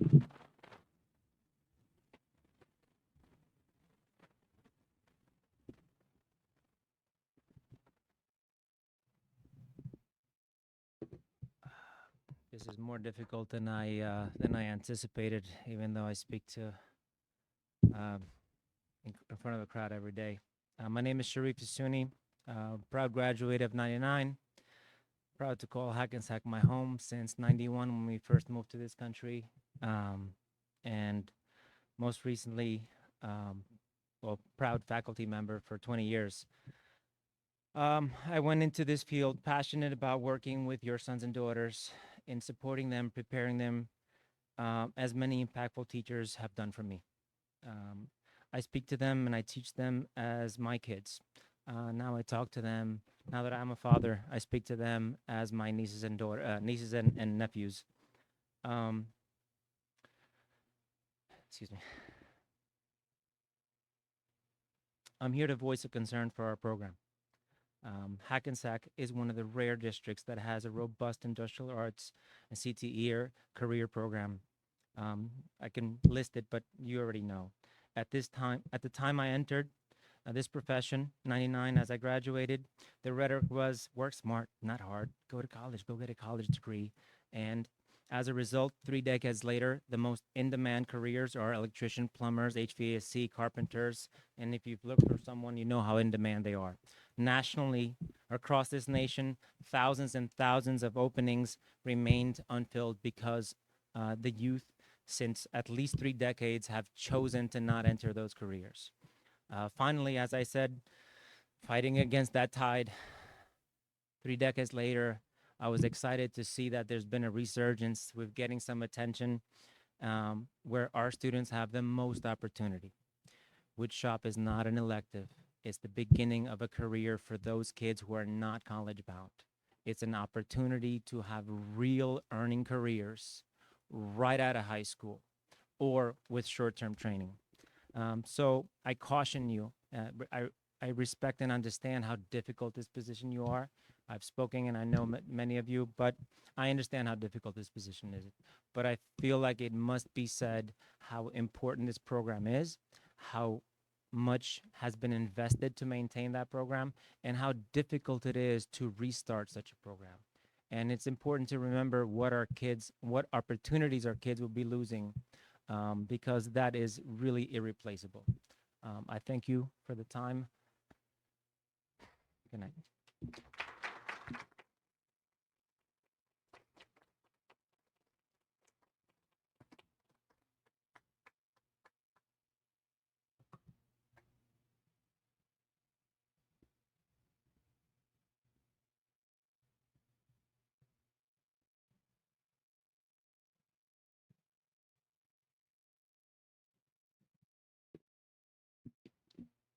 Hi. Excuse me. Hi, good evening. I know this is a really tough spot you guys are in, and I think all of us do recognize it. I just want to say I had an opportunity to speak last week, and thank you for listening to me. But I just want to share with you a personal experience when some of the related service providers came up and explained to you about SEMI and that it is a way to get some reimbursement from the state. I want to share with you an experience that I had where it was around COVID. A case manager came up to me and called me and said, Mary, sorry, my name is Mary Tierboff. I apologize. I have a student that has not been receiving physical therapy.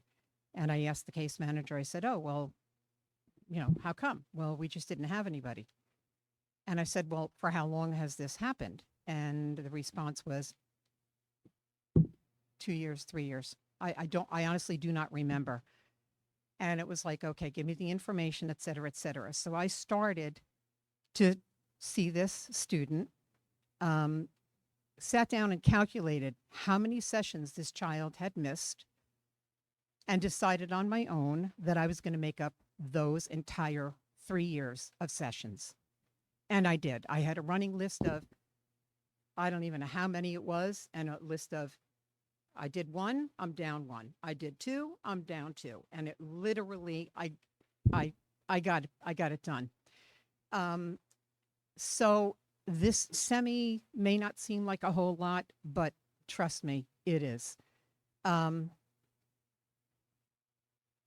Now, I'm the person, also the face of the person that sent you guys an email this morning. I don't know. I'm hoping you had an opportunity to read it. One of the big questions, the question that I really had, and I repeated myself on the letter, was I'd still like to know, with this across the board, I guess it's 26 positions. There were so many numbers being thrown around. I think on the letter I referenced 40. But I'm still curious as to what is the amount. You have an across the board, these people are gone, you have to have a number, and I'd love to know what that number is. I also referenced something that was brought up last week. I think Mr. Jones, you had mentioned about the Padovano, the administration building, and 18 or 19 people, beautiful building, et cetera, et cetera. And in my letter, I said, maybe we need, and I didn't specifically say that, but that you probably figured out that was what I was implying. Why couldn't, rather than selling that, real estate is really prime here in Hackensack, why not repurpose it? Why not? We've been trying to get a pre-K program building, I should say, in this district for years, and we still haven't been able to do it. Why not consider using that as a skeleton? Start to build from there, use it as a pre-K building. Like I said last week, we have apartments and condos. They're almost cities. There's kids in there. They're going to come into the district. They may not all be special needs, but all these buildings we're going to implode, and we really need to plan ahead. And I think if you guys would, again, I'm pleading with you to reconsider maintaining the tenured related service providers, because that's your core, that's your foundation, that we can continue to build this district back up. Thank you.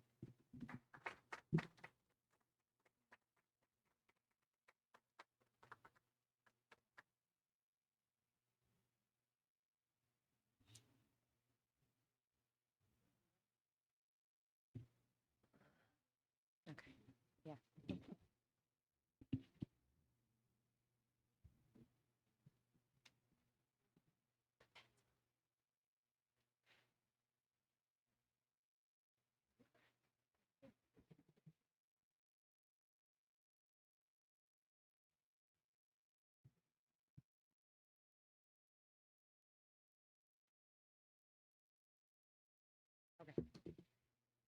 Carmen Bryn Morton, proud parent of a Nellie K. Parker student.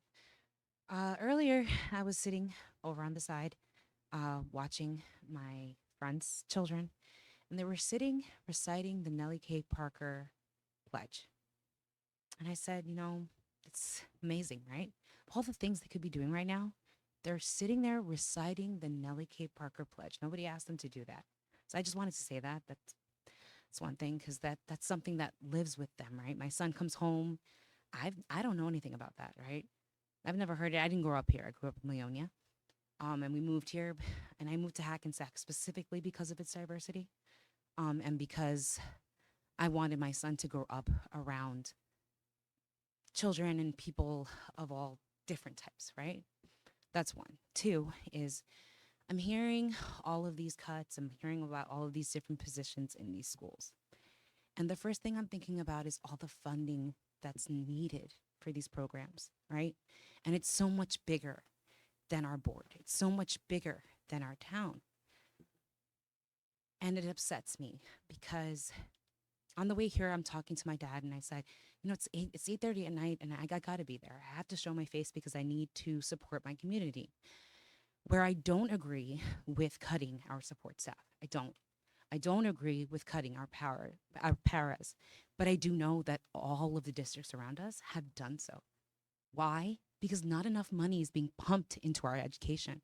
And that is not something that is a Hackensack thing. That is something that is outside of our community. I hear it time and time again. People don't want to pay the money that it's going to take to invest in our schools. We talk about sending our kids to private school or charters, or you're still paying taxes regardless, right? So I always urge my friends, whether they send their kids to private or not, to make sure you keep on top of your school board, see where your tax dollars are going because you're paying for those schools.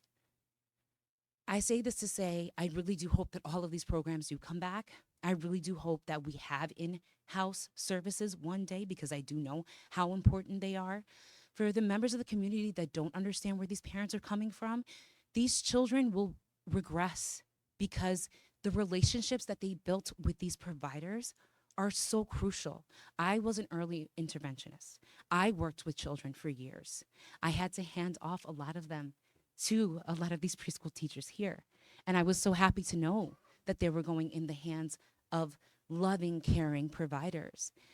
And I know the difficult decision that there has to be made because of increased premiums, right?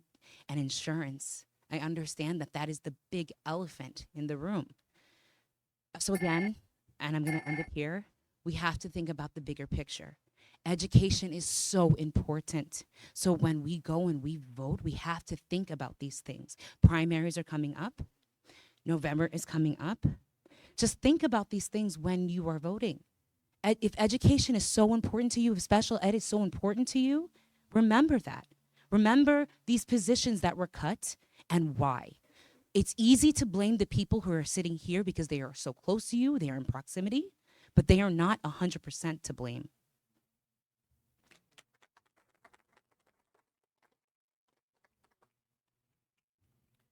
Anyone else from the public that would like to speak?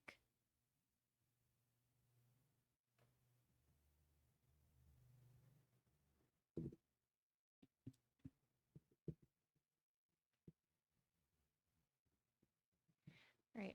Sorry. I know it's been a long night for everyone, but I felt like I just had to say something. So my name is Anna Lubis, and I'm an occupational therapist. So I would just like to say that I was a contractor.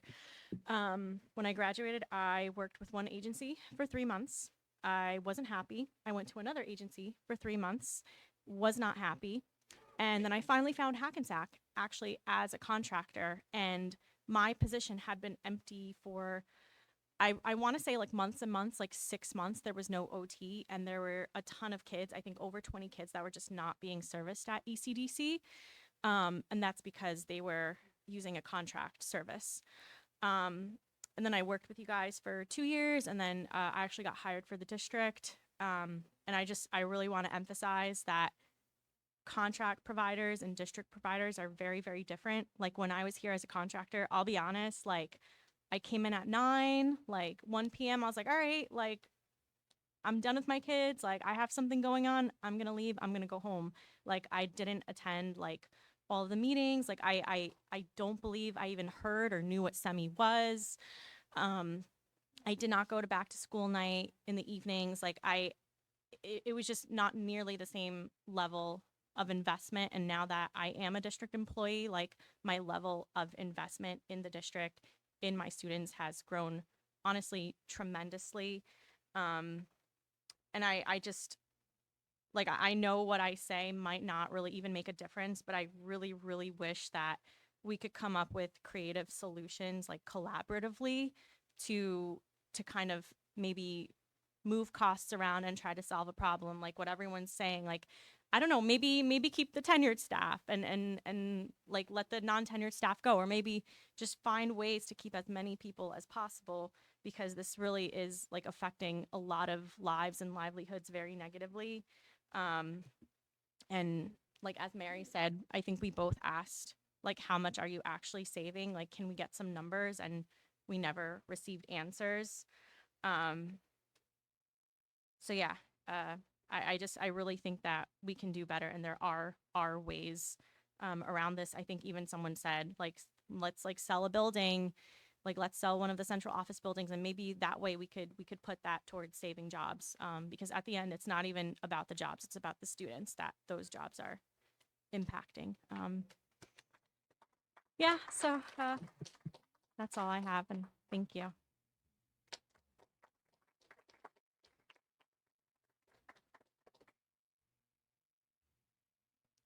Anyone else in person that would like to speak? Okay, seeing that there are none, we're going to close in-person comments. Before we move on, we need to have a motion to move the meeting past 10 o'clock. Can I have a motion?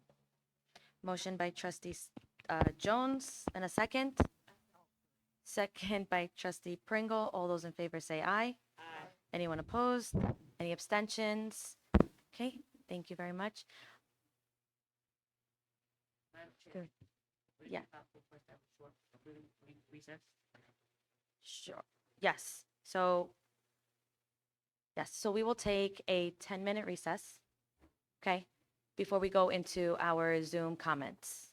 Okay, so we will return back by 10 o'clock. Thank you.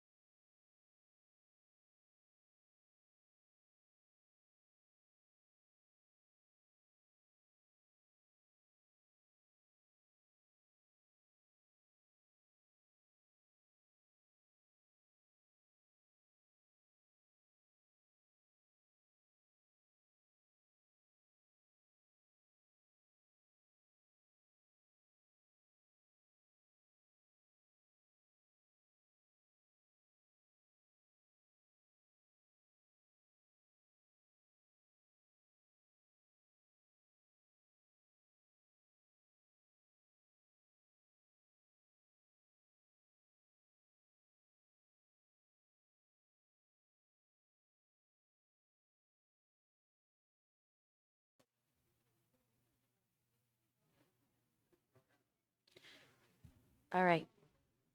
Good evening, everyone. Members of the public, we're about to begin.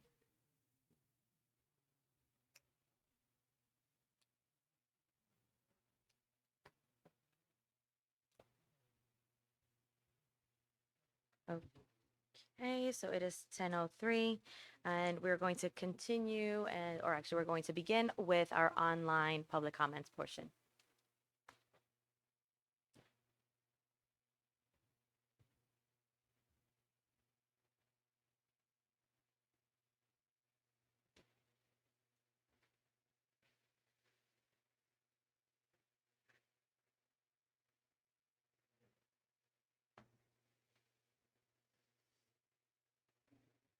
Hello, my name is Anthony Ziza. I'm a parent of a student in the Hackensack Public School System. I'm an alumnus. I am the first vice president of the HEA, and I'm a teacher. And there's a lot to talk about tonight, but one of the things I want to focus on right now is the TV studio. As a teacher who has taught TV production, but who gained a passion for television and film and media production when I was a student at Hackensack High School, learning under George Leosi.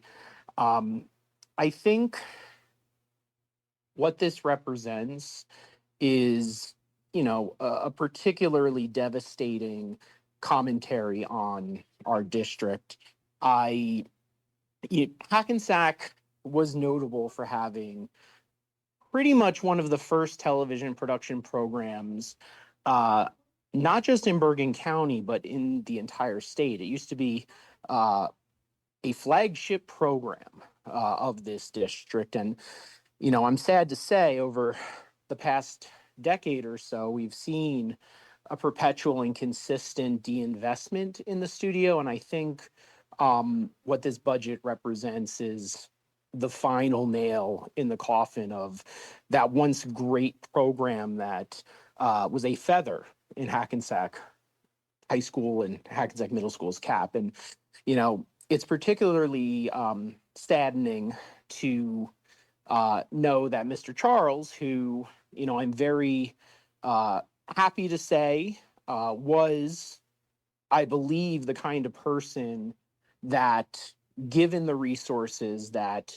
have been given to TV production teachers in this district, which is basically zero, had a plan to turn that production studio into something that could really give those students a taste of a career that many of them only know from social media, and getting the actual hands-on production. I think this loss is devastating, not just for what it means for Hackensack as a whole, but for the studio. And so it's devastating to lose Mr. Charles, who I do believe could have been the kind of person who brought stability to a program that desperately needed it. But I think that this speaks more broadly to the issues that we've talked about, meeting in and meeting out. You hear all of our occupational therapists and specialists and speech therapists, and they all came tonight with ideas that could have been presented months ago when this budget deficit was revealed. And quite frankly, nobody cares. And I have more to say, but my time is up, and I appreciate that. Bye.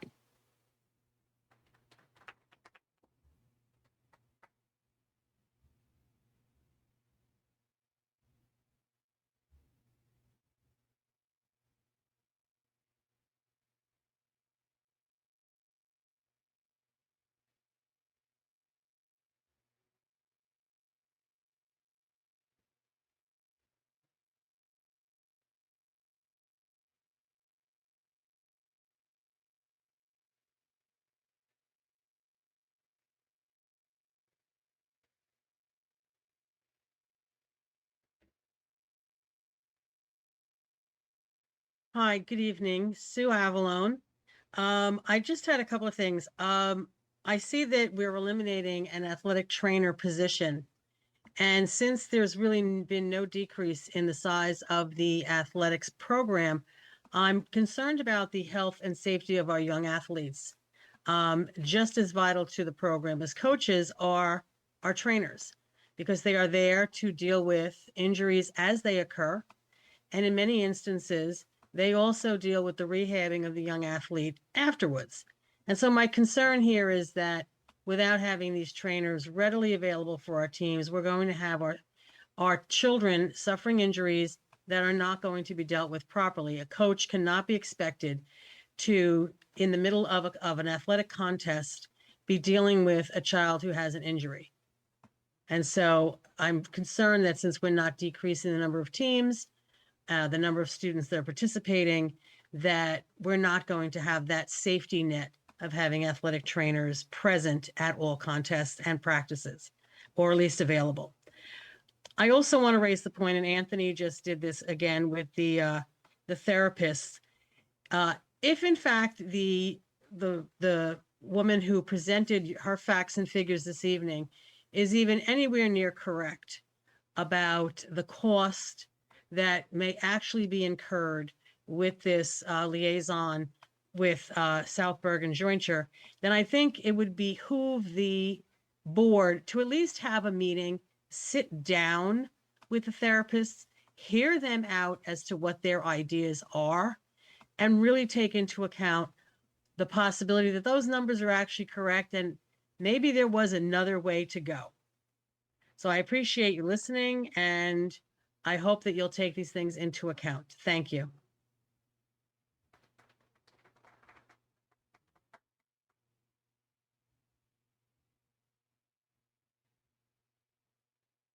Oh, good evening. My name is Albania Martinez Boros. I am the former Fairmount PTA president, a Hackensack resident, taxpayer, and most importantly, the mother of a child with special needs. Today I'm speaking as a mother who has lived through the frustration, exhaustion, and heartbreak that so many families in this district are experiencing right now. While we continue hearing words like restructuring, budget cuts, what is really happening is that the Department of Special Services is being stripped apart. And the people paying the price are not just the staff members losing their job. The people paying the price are our children, the behaviorists, occupational therapists, physical therapists, speech pathologists, and support staff being pushed out are not just employees. They are the people who sit with our children during meltdowns when no one else knows what to do. They are the people teaching nonverbal children how to communicate. They are the people helping children learn how to regulate emotions, hold pencils, tie shoes, speak words, build confidence, and simply make it through the school day. These are the people our children trust. These are the people parents trust. These are the people who walk into school every day, knowing they may not receive recognition, but they still choose to show up for our children. And yet, somehow, the people directly serving students are the ones being removed, while the leadership of this department once again remains untouched and protected. How is it possible that the people doing the hands-on work with children are considered expandable, where so many parents and teachers have experienced years of ignored emails, lack of communication, lack of accountability, and endless excuses? I can personally tell you what that feels like as a parent. It feels defeating. It feels isolating. It feels like you're constantly begging people to care about your child when all you're asking is what your child is entitled to by law. I sent emails that went unanswered for days and weeks. I was told my emails went to spam, even though they had clearly been opened. The only time I finally received responses was after escalating concerns directly to the superintendent. No parents should have to fight that hard just to be heard. And while parents are fighting just for communication, our children are the ones losing valuable time, support, and services. Parents should not have to repeatedly prove that their child's IEP is not being followed. We should not have to constantly provide evaluations, documentations, and recommendations while hearing excuses after excuses instead of seeing action. Even when the child study team members and independent medical professionals recommend that a child needs an out-of-district placement because the district cannot appropriately meet that child's needs, families should not be forced into battles just to get their children the help that they deserve.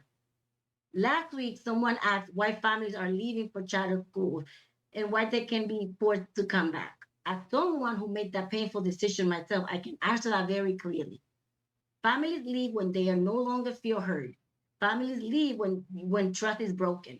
Families leave when they feel their children's needs are treated like burdens instead of priorities. And families leave when they watch people who truly care for and support students being pushed out the door. And you are dealing with a director of special services who is dismissive and chooses to ignore people. This is not just about staffing. This is not just about budget. This is about human beings. This is about children who need stability, consistency, compassion, and support. This is about parents who are exhausted from fighting battles they should never have to fight. And before I end tonight, I want to acknowledge the people who made a difference in my child's life. Mrs. Guzman, thank you so much for caring for my son and helping him speak when he came to ECDC. Mrs. Lam, thank you for believing in him and supporting him from the moment he entered Fairmount. People like you are the reason many of our children make progress. You are the reason parents feel hope during some of the hardest moments of our lives. Many families may never forget the kindness, patience, and love you showed our children. I know I never will. So thank you. Have a good evening, everyone.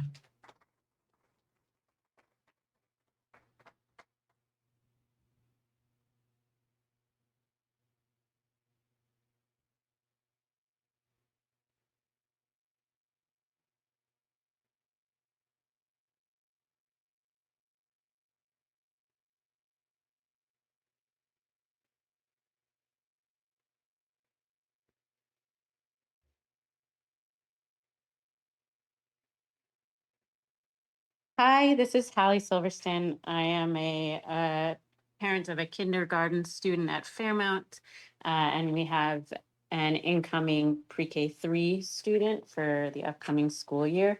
I just had a few questions. You have all, it seems like you're making a concerted effort to answer our questions as they come up, which I appreciate. So I just wanted to throw out a few for you. So the budget has passed officially, and it's time to move forward. And it's been mentioned that there will be a detailed plan in place for how the district is going to operate next year with all of these changes. And I was wondering if you could go into more detail on what will be included in that plan, what the timeline is for that, what is already in motion in preparation for next year, and what your next priorities are going to be to address. I also wanted to ask, there's been a lot of talk about, student teacher ratios flying around, and I haven't heard any numbers in regards to the pre-K program. I'm just curious if you know about how many students are going to be per teacher at that age level as well. And then I also wanted to know, there are students, you've started to address concerns about special education students. There are also students in the district who have IEPs or 504 plans who are in the general education setting. I want to know how the district plans to support those students who are not in a special ed classroom, but are going to be in a class of 25 to 30, potentially more students with one teacher, and how their supports are going to be met if there's just one teacher with that many students. I'd worry that those are going to be the kids who really fall through the cracks. And yeah, I want to know what your plan is to help those students now. And that was it. I made it in my time. Thank you.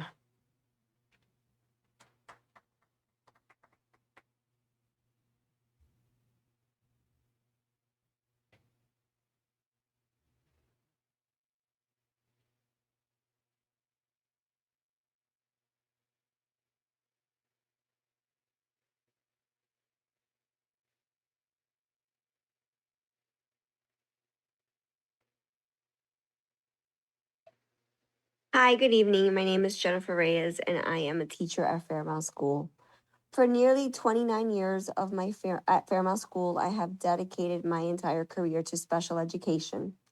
In these past 3 decades, I have learned that meaningful progress does not happen because of one teacher alone.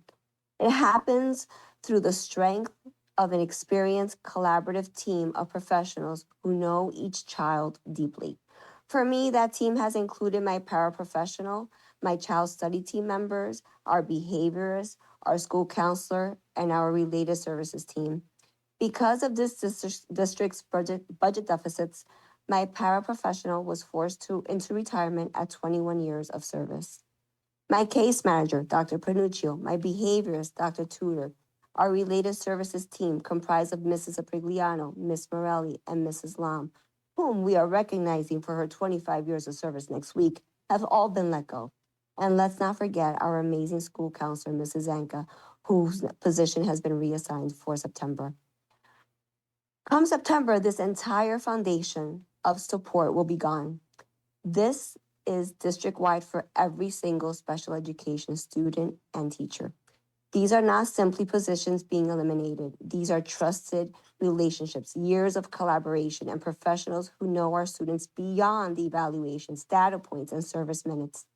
They know their students' fears, triggers, strengths, family dynamics, communication styles, and strategies that help them succeed. Mrs. Aprigliano and Miss Morelli have helped our students find their voices. Mrs. Aprigliano, with us for over 17 years, have often worked with the same students for 4 to 5 years and had guided them from struggling communicators to confident learners transitioning through many developmental milestones. Mrs. Lam brings exceptional occupational therapy expertise and a rare ability to integrate sensory regulation, motor planning, executive function, and emotional regulation into practical, individualized supports that have an immediate impact in the classroom. Her work extends far beyond therapy sessions. She helps teachers embed strategies into daily routines so that students can access learning and regulate in real time.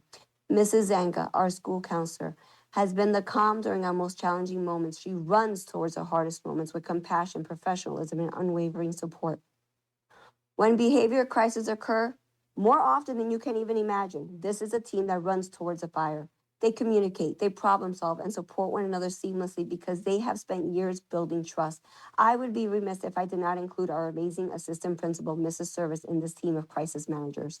I would also like to recognize Linda Boldo, Lauren Alberta, Andrea Guzman, Ronnie Lovett, and Miss Mary, whom I've had the honor to work with, along with so many others whose dedication cannot be measured in a budget line. Replacing these professionals with temporary agency staff is not a solution.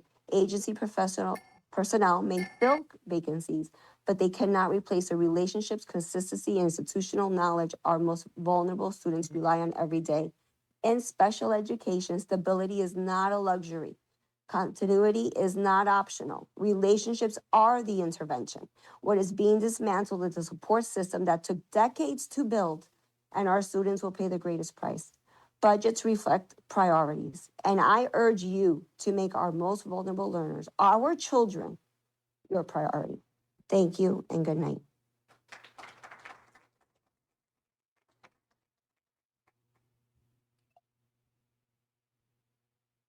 Hi, my name is Laura Martin. I am a teacher and a parent. I want to start by saying that I'm grateful the state has approved our budget and that we can move forward without a state monitor. But now that we've jumped this hurdle, I'd like to address concerns about communication that have emerged over the past several months. I know that this entire situation required a lot of quick thinking and rapid action, but many of the changes that were considered and or ultimately pursued were not shared or explained in meaningful or timely ways with stakeholders. I understand that some things could not be shared publicly due to the sensitive nature of the information, but the vacuum left by the lack of transparency has led to an erosion of trust in the process and has also fostered the rise of rumor and speculation, thereby ramping up tensions across the community. Tonight, Mr. Montesano provided a clear and concise rationale for the changes that were made to our athletic program. This is the kind of communication we're looking for. May I respectfully request that the district provide the following information in a similar comprehensive format. Can you tell us how many staff members you anticipate working in each school building and how these numbers were determined? Can you tell us what the staff to student ratios will look like and how these ratios will differ from our current levels? Can you tell us how many staff members you anticipate assigning to each grade level and or department and how you anticipate these assignments affecting instructional capacity? Can you tell us what classes will run, what classes will be paused, and what classes will be eliminated, as well as the rationale that was used to make these decisions? Can you tell us if classes or programs will be moved across buildings? You've already said that we can anticipate pre-K returning to our neighborhood schools. Will all other existing programs at the elementary level remain? Or will there be shifts to where, for example, specific special education and ESL bilingual classes will be housed? Can you give us expected class size caps for both general education and special education classes, for both core content and electives? Can you tell us how safety plans will be updated to account for the increase in student population, both at the micro classroom level and at the macro school level? Can you provide us with more information about shared service agreements, how these will function within our schools, and how the district will ensure that we are not simply staying in compliance with legal mandates, but also ensuring that our students are receiving high quality services? Can you give us a timeline that explains when the district expects to notify various members of the community about ongoing changes to district operations? Can you give us a timeline that explains when and how the district will begin work on the next budget so that we can avoid a 5-alarm fire in the next budget cycle? Can you tell us about the district's plans to search for additional revenue streams and develop community partnerships? Can you share with us your priorities for what you hope to bring back first once our situation has stabilized? I'm sure I'm missing things, but if there's anything you can take away from my list of requests, it's this. We know we've lost a lot, but we don't really have a true sense of why certain cuts were made, what we have left, or what we can anticipate returning in the future. I'm asking you to please give us a clear picture of what we can expect in the 2026-2027 school year as expediently as possible so that all stakeholders can act accordingly and so the district can demonstrate its commitment to transparency and accountability. Thank you.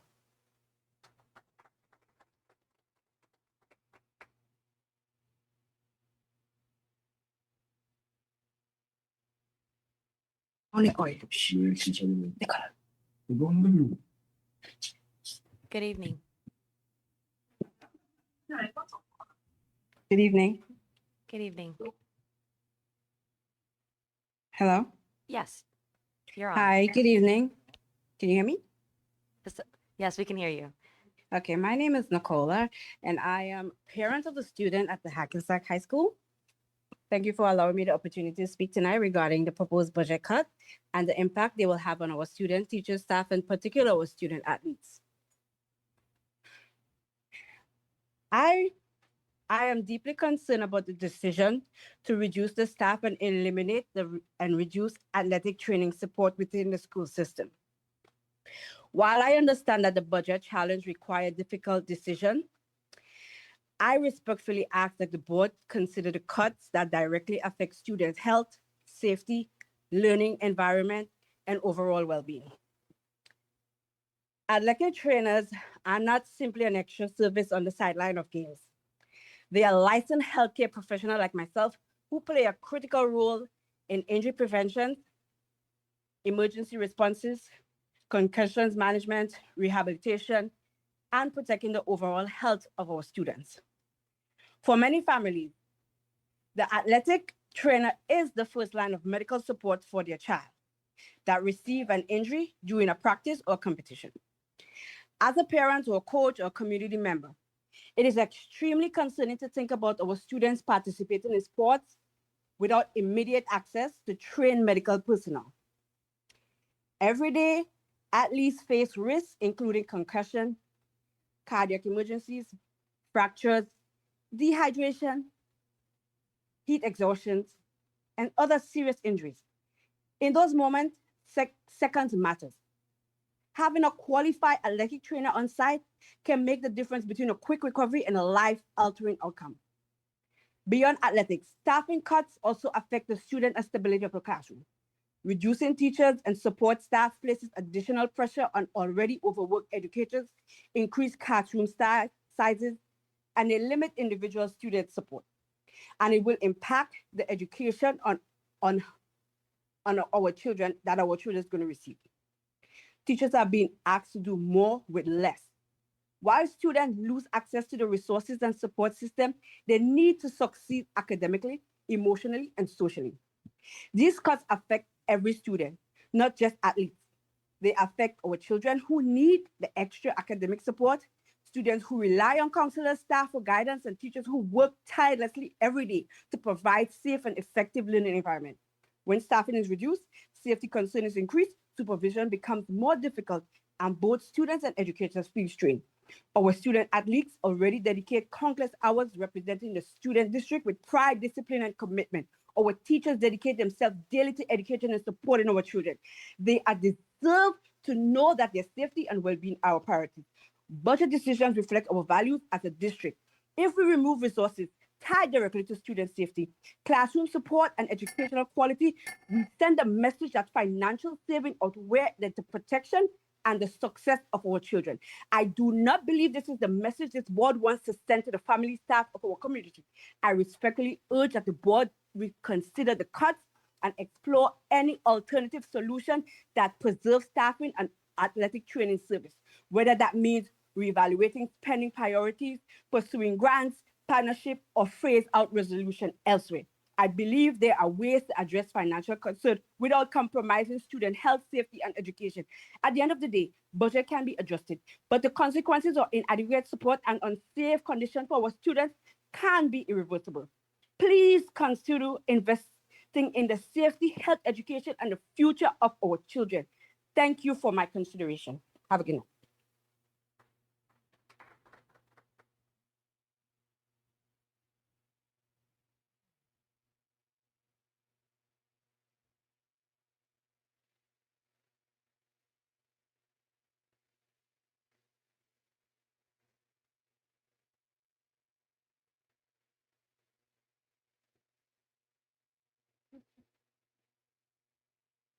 Good evening, Tom Trezano, and I don't know what hat I'm going to wear. I guess I'm going to wear the teacher's hat, and then also, with concerns for the union.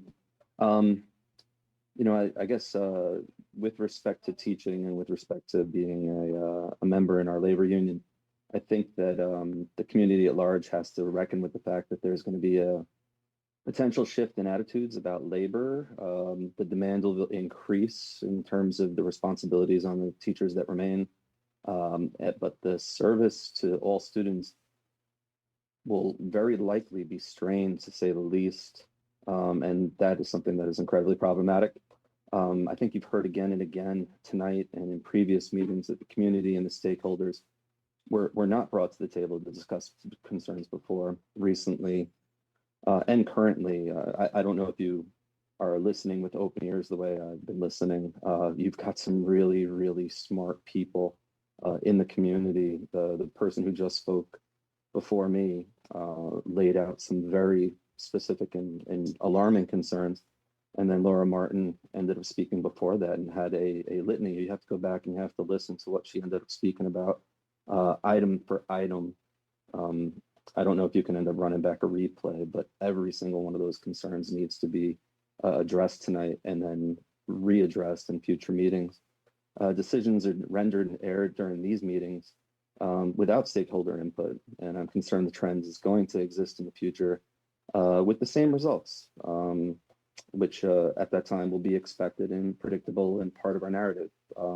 We will end up talking about advocacy for stakeholders and advocacy for our most vulnerable members, and then the doors will close and decisions will be rendered, and that table will end up having a known group of people who are used to eating dinner together rather than an open table family style where people are speaking openly and sharing the dishes that our community is able to offer.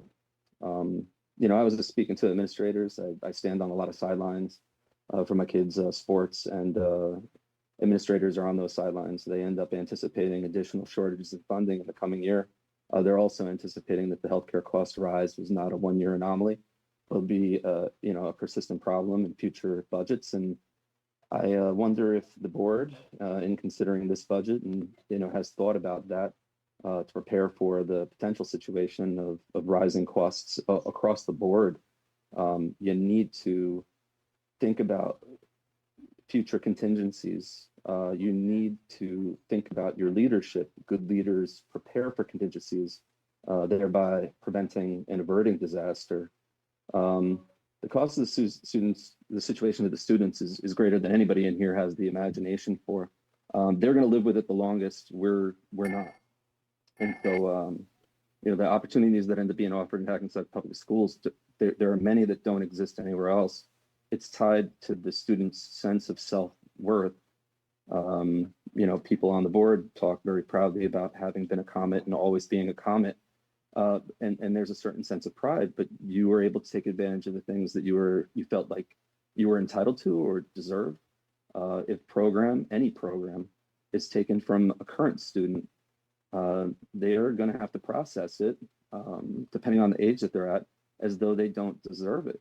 They're going to have to live with that feeling, and that does a real number on their future prospects. And then finally, with respect to folks who are, through no fault of their own, leaving the district, I want to myself express the gratitude for having had the opportunity to have worked alongside such fantastic professionals. I would hope that that gratitude will be amplified as we wind down this year, from the board in particular, but also from administration. And I'd also like to encourage people in the community and my colleagues as well to make sure that the people, when they end up leaving us at the end of this year, to uncertain employment in future years, understand how grateful we are, that they have spent some time with us, have been in the service of the community, have prioritized the children in the community.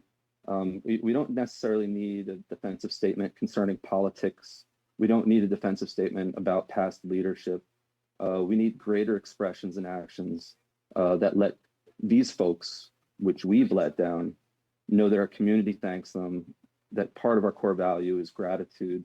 We have to be demonstratively grateful to have had the multifarious benefits of these people's professionalism.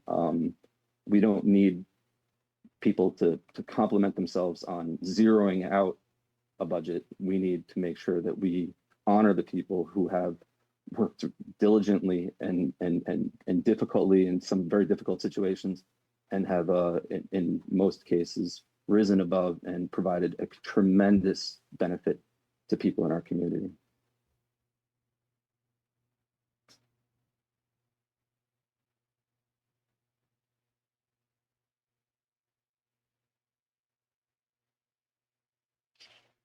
Hello. Yes, good evening. My name is Brianna Fisher. Today I had a Zoom meeting with staff to discuss the evaluation process for my autistic 5-year-old who will be starting kindergarten in Hackensack this September. While most of my questions were answered, there were some that couldn't be answered due to the situation we're discussing today. For example, they couldn't really give me a definite answer if the school that my son will be attending, should be attending, that's around the corner from me, will have a special education classroom available for him in September, or if he'll have to go to another Hackensack school further away from where we live. I expressed concern that I am worried about my son getting evaluated by the school district because I'm worried that they will underplay his diagnosis, so they don't have to give him as many services that he desperately needs and deserves. From attending these meetings, I see the compassion that these teachers and staff have for our kids, and what's happening to them is heartbreaking and unfair. Practically eliminating the special education staff is a crime. Just like a few people stated tonight, these contractors who will be stepping in won't even be remotely close to what our kids need and deserve. And I strongly urge that all of us who have spoken today to not stop trying to have their voices being heard here. I urge everybody to write letters and flood the county superintendent, senators, and the governor with letters so we can be heard and hopefully get the help that we are clearly needing, because something's got to happen. There has to be a better way than what's been spoken about. The fact that my kids haven't even started school in Hackensack yet, I am still, I'm as concerned as the parents that have been there for years, really speaks volumes. I promise you, I will not stand for my kids not getting the proper services so that, I'm sorry, hold on. I promise you, I will not stand for my kids not getting the proper services. So get used to my name. Because you will hear a lot from me. If I feel his needs aren't being met, And definitely one thing you may not know about parents with special needs kids is we don't give up because we can't give up and there's really no choice. We have the fight in us that the average parents don't really need to have. So I just really, really hope that you guys think about what is about to happen. Thank you.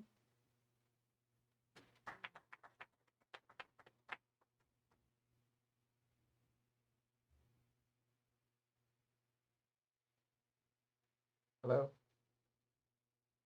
Yes, good evening. Good evening. Yes, my name is Eduardo Romano. I am a parent of two children in the district. One of them that currently has an IEP. He's currently in Fairmount, and he's had wonderful staff since he's been in the district, from ECDC to Fairmount School. Miss Lamb, Miss Kukusa, Miss McBride. But come next year, what is going to happen? He's not going to have a case manager. He's not going to have speech. He's not going to have OT. And whoever's going to come in is not going to know what to do, unfortunately. So, as much as we were told not to listen to social media and all the misinformation, we're not getting any information. So, it would be great, like a previous speaker said, what are going to be the class sizes? What are the limitations? What is going to be in place come September? If someone could please explain that or answer that question, that would bring some clarity. And maybe we stop reading less things on social media. That's all I have to say.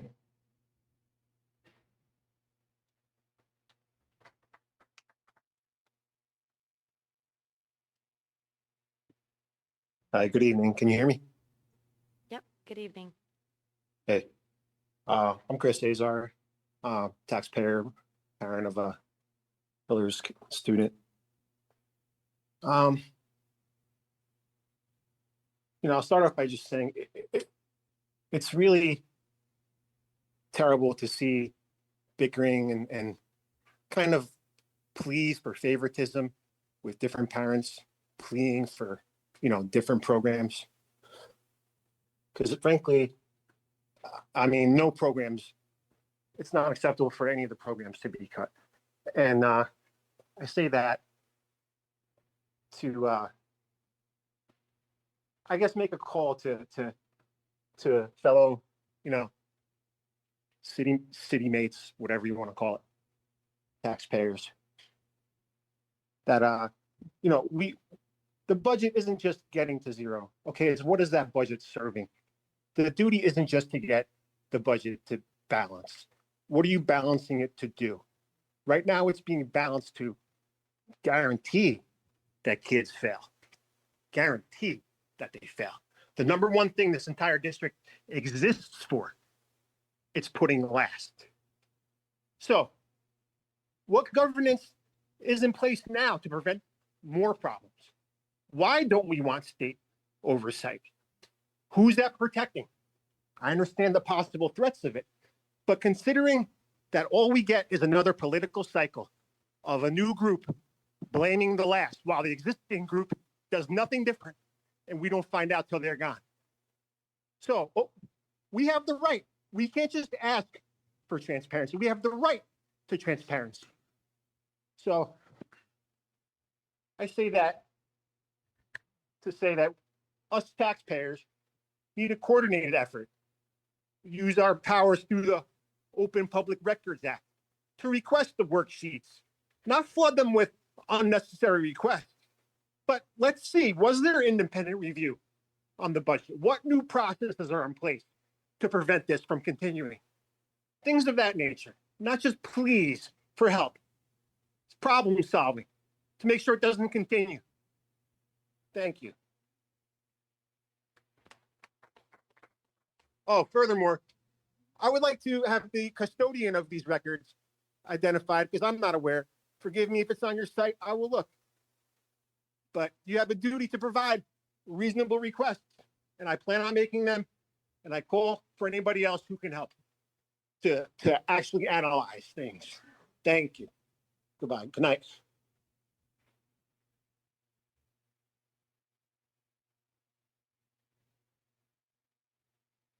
All right, at this time, public comment section is now closed. So as always, we try our best to answer as many questions as possible. Not every question can be answered in this evening, as it does take time to either get the information or make sure that we have the correct information. So we will try our best this evening to address some of the things.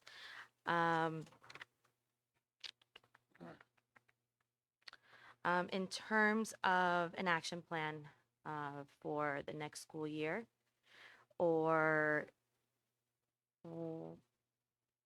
what these numbers are going to look like, if there's going to be a presentation, is there going to be, there was a comparison made between what Mr. Montesano did in terms of the images and the numbers being presented. Is that something that the district plans on doing, and when?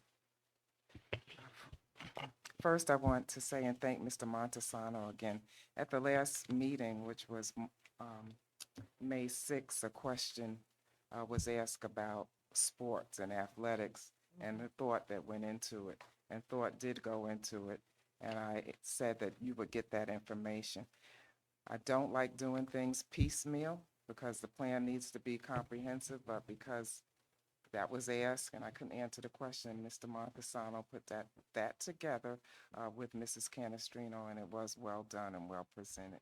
So now that the budget has been passed and we have been around the clock working on a budget, sometimes you think that we can multitask and do the plan and do this at the same time, but with the attention that we had to give to it, we could not. However, we have begun to draft a plan. I had my staff print it out, and we have begun to draft a plan. We heard our HEA representatives talk about collaboration, and with teachers working during the day, we have, now that we passed the budget and we know what we have, we are actually going to have a posting for extra compensation because we want to do this collaboratively for possibly 2 representatives from each school to work with us as we develop the plan. Some of the things on the presentation, and I'm just going to give you because we're trying to do this at the same time. So has been some brainstorming about the plan, and we're coming up with a title, and it'll be collaborative, so maybe we want to change the title, but it's reimagining our schools in 2026, 2027, and beyond. It's a season of restoration and rebuilding, which is what I'm hearing. Very important to me and to our team is that the first slide will be a dedication page. And this page will be dedicated to all of those who were impacted. It is a way to honor and recognize our colleagues who experienced the loss of a position. And it's just a way to do that because first and foremost, that's important, or who have been affected. Not in this order, but one of the topics will be student learning and instruction, and that will involve listing each school, showing the details of each school, the number of staff that were in the school in 2025, 2026, which is this year, versus the number of staff who will be in the school 2026, 2027, including administrators, administrative assistants, grade levels, class sizes, special ed classes, preschool classes, administrators, paras, home-based subs, and para floaters, grade 4 instrumental. All of these things will be, each school will have a profile, and you will see exactly where each school stands. Operations and the impact on schools, partnerships that may be able to support, although we cannot solicit. Extracurricular, you saw some of it today with athletics, buildings and grounds and maintenance and how that will look with the reduction of our custodians. Revenue ideas, school safety, related services and how that will look, and the service provider, uh, teacher leadership, and the funding that we possibly can use with Title II funds for teacher leadership, because we will definitely need that. Preparing administrators for running schools with less support. We're thinking of summer institutes. So these are just a list of things that will be in the plan. And I said to you, if you remember, we will try to have this in June, but this is a lot. And with us wanting to collaborate with our teachers and with maybe parents, this is going to take time. And I am not one, or we are not one, to throw something together. We have a budget. We had a budget deficit. And it's not going to take a few weeks to put something comprehensive and meaningful. I even stated last night, if, I'm pushed to do something for the June meeting, it will be very high level. You cannot expect a detailed plan and to be put together in a couple of weeks.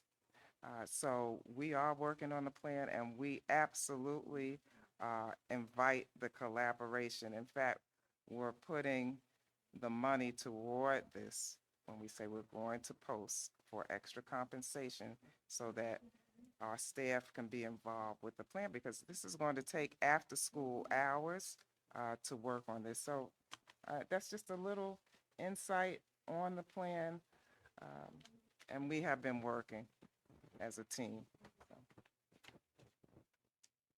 Thank you. Thank you. I also did not want to miss this opportunity also to thank all of our related services specialists who came out tonight and spoke. You guys highlighted everything that was in the presentation that you did send us.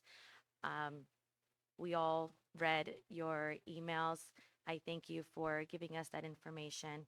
And as I had promised, we also forwarded over to our superintendent and special services. To our students, student who has spoken also, thank you again for coming out and acknowledging the people who have helped you in all of your educational needs at school here in Hackensack. In terms of our special education parent advisory group, I do want to acknowledge that they had a meeting on Monday, and I was part of the meeting. As many of you know, I am a parent of a child with special needs, and I was at one point a part of, before I became a board member for several years, a part of what was called at the time the Hackensack Hack Pack, yes. And funny enough, I was the one who created the Facebook page at the time because we were very active. We had sessions. We had a good amount of parents. And the only way that committee or group works is through parent involvement. And yes, we have our amazing teachers who are a part of it, but parents, please take advantage of this group, attend, at least listen, give your opinion about what you would like, because they can't move forward unless they know what it is that the community needs. And at the time, the community needed more information. And what did we do? We brought outside services to come and speak to the parents. And we made it very kid friendly, where they could bring their children. Their children were being watched right in house while their parents were getting informed about special education. And although my son is 17 years old, I will say that till this day, even I go to those meetings again and again because there's always more information that you can learn and that it applies to you at that moment, or sometimes it doesn't. So I highly encourage for our parents to please reach out, go onto our website, see when the next CPAC meeting is, and please make your voices heard there. It is my understanding that there were great questions, they are being formulated, and then soon it will come to Miss Andrea Oates Parchment. Also involving the community. I won't jump over Miss Gilmore's toes, but just to give you a little heads up, the Community Relations Committee has been meeting, and they also have a small group to come up with survey questions so that we can give to the community. Our goal is to have small informational sessions at all of our schools. So with those small informational sessions, I mean, look, we're not going to have answers, but we want to work together because just like how our related services folks reached out to us with a plan, there might be plans that you might have that we haven't heard of or we just don't know. And we definitely want to hear that. As far as the athletic trainers, I hear your sentiments. I understand the need to have more people for our students because we do have many incidences that happen at once, and it's not just in the event that an injury happens, it's also preventative, right? Our students also receive therapy just to prevent from them having an injury. In the past, we've have had relationships with colleges, with interns, grad students.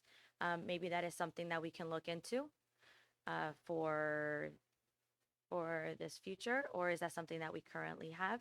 Yeah, that's something we can always look into, but I just want to let you know that we met with Mr. Montesano, who's currently serving, and there is a plan for how the athletic trainers will be available. We've discussed that, so we will make that public, that he's really addressed that already. Okay, perfect.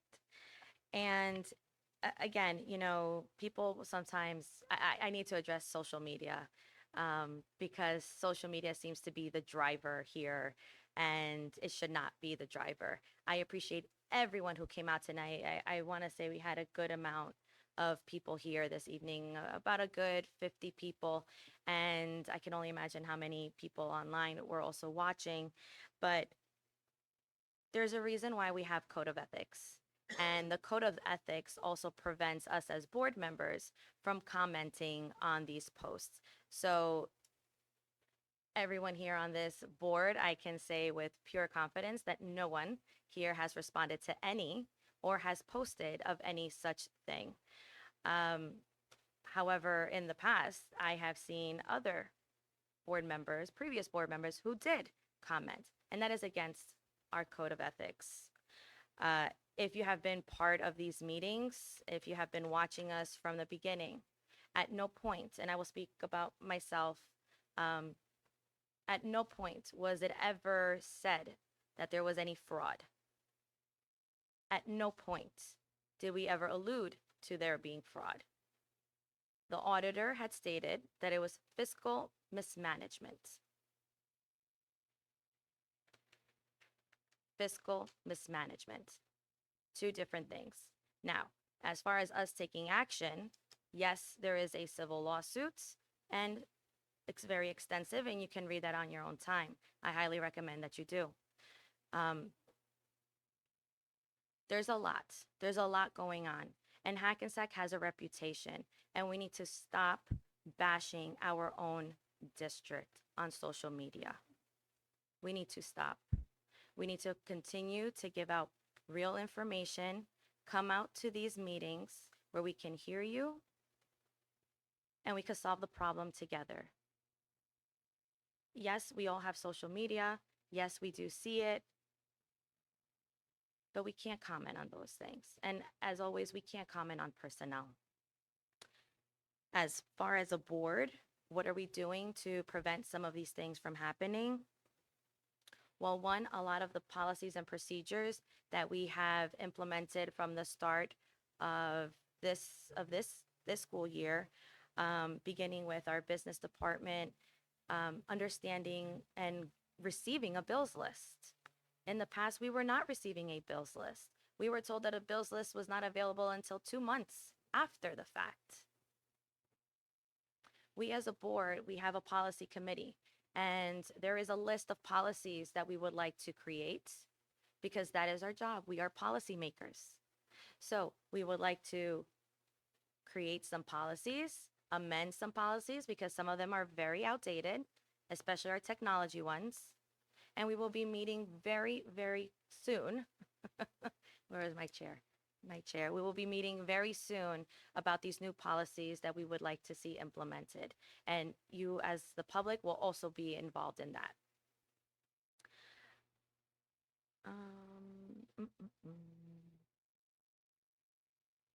Yeah, I believe that is it. And yes, in terms of Oprah requests, you as the public have the right to do so. If you feel that there's more information that you need, by all means, that information is there. It is your right. And if you feel that we're not giving you that information, then that would also be your next option to do. All right, so I believe that is it for this moment. We are going to move on to our agenda and resolutions for this evening. Okay, and we are going to begin with personnel. So I have for our chair for personnel, Trustee Irma Hamza. Thank you, Madam President. Obviously, this is a very difficult personnel agenda. I do want to just provide a little bit of clarification on one of the resolutions that you see on there, Resolution S, that is on page 38 of the agenda. And that resolution involves the creation of job description for the position of general counsel. And I want to just walk through what that means, especially because one of the big issues when we've been talking about fiscal mismanagement and, is just the discussion of positions that were created that were not necessary with no reasoning provided to the district and the public. And so we want to explain the reasoning behind the creation of that position. And as this board and our acting superintendent stated last week, and again, we heard from our president earlier today, we are committed to identifying new and creative solutions to saving money and identifying new revenue to restore cuts over time. The creation of this position is an example of us trying to identify savings that we will realize annually. It's important to note that this is not a position that is being created in addition to our current contract with council. It is instead of. And that means we will have a full-time dedicated attorney in-house whose sole client is our district. As folks, I'm sure, who have been paying attention to Board of Education meetings for years, legal bills have always been very costly for this district. And in the last few years, on average, they have been between $400,000 to $500,000 annually. We are fortunate that our current attorney and law firm have actually helped us to reduce those fees in the last year that they've been on board. However, we believe that by creating an in-house general counsel position, a position of general counsel, and getting rid of outside counsel, that this will save the district an estimated $200,000 to $250,000 annually. And so that is why we are creating this position, and we want people to understand that this is not something that is being created in addition to adding a new expense. This is trying to save and reduce legal expenses. And I know there may be some folks that remember, a couple years ago, a prior board had proposed a full-time legal specialist position. That was a very costly legal specialist position. It was a paralegal requirement for that position that was ultimately not approved. But that proposal was in addition to legal counsel at that time. This proposal is actual general counsel, an attorney for the district that will be instead of our outside legal counsel. So I just want to make that very clear, especially as we are trying to think outside of the box for ways to save money, to save costs over the coming months and years.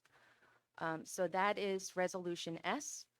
The second resolution that I want to highlight is Resolution K on page 24. And I do just want to read the text of that resolution.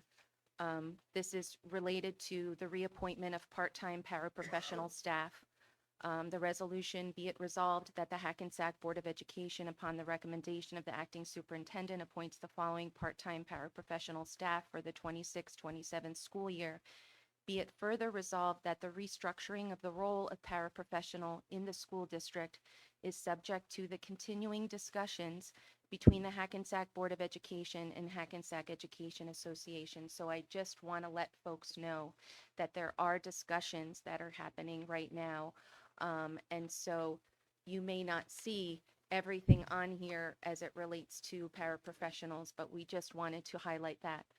And obviously, as I offer these personnel resolutions, I do, just to follow up on what one of the comments was, we are incredibly grateful for all of the staff that are on this agenda and for those who are not. And just know that our conversations will not end today about the things that are on this agenda. So with that, Madam President, the Personnel Committee met, and I have to offer for consideration personnel actions A1, A through S. Okay, thank you. So we have a motion from Trustee Abrahimzad. Is there a second? A second. I'll second. Second by Trustee Gilmore. Ms. Agostra, can you please do a roll call? Miss Alston Balaputra, I have one abstention and 2 no votes. I'm abstaining from J. And I'm voting no to P and S. Miss Emmer Hamza. Mr. Carroll is absent. Miss Gilmore, Yes. Mr. Jones, Yes. Mr. Martin, Yes. Miss Pringle, Yes. President Harris. I am abstaining on N and P, and yes to the rest. Vice President, Mr. Vice President Kenneth Martin. Can you just repeat your vote? Stein. Yes. Yes, Martin. Oh, no, it's Mr. Stein. I'm Stein, sorry. Yeah. Yes. Here, sorry. You get Mr. Steinberg? Yes, motion passes. Okay, thank you. Moving on to policy, and the chair of policy is Trustee Pringle. For policy, there's no first reads and no second reads for policy this evening. Okay, thank you very much. Moving on to curriculum, and the chair for curriculum again is Trustee Pringle. I would like to offer a motion for consideration. C1 through C12, highlighting C9, C10, and C12. One second.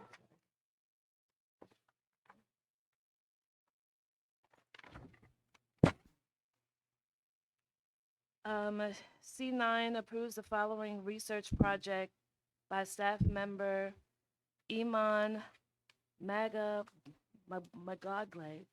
No. Well, yeah, from May 14th to June 16th, 2026, in affiliation with St. John's University Doctoral Literacy Program. This approval is contingent upon official IRB approval being granted and all district procedures required for implementation of the proposed project being satisfied. C10 approves the special education Medicaid innovative, the semi-action plan of the 26-27 school year. And C12 approves the submission of the preschool education aid budget and the acceptance of preschool education aid in the amount of $6,680. Well, actually, that's 6 million, I'm sorry. My eyes is 6,680,000. That's the amount, yes. Okay, thank you. So we have a motion from trustee Pringle. Is there a second? Second by trustee Jones. Is there any discussion? Okay, seeing that there are none, Ms. Agostra, can you please do a roll call? Miss Alston Balaputra.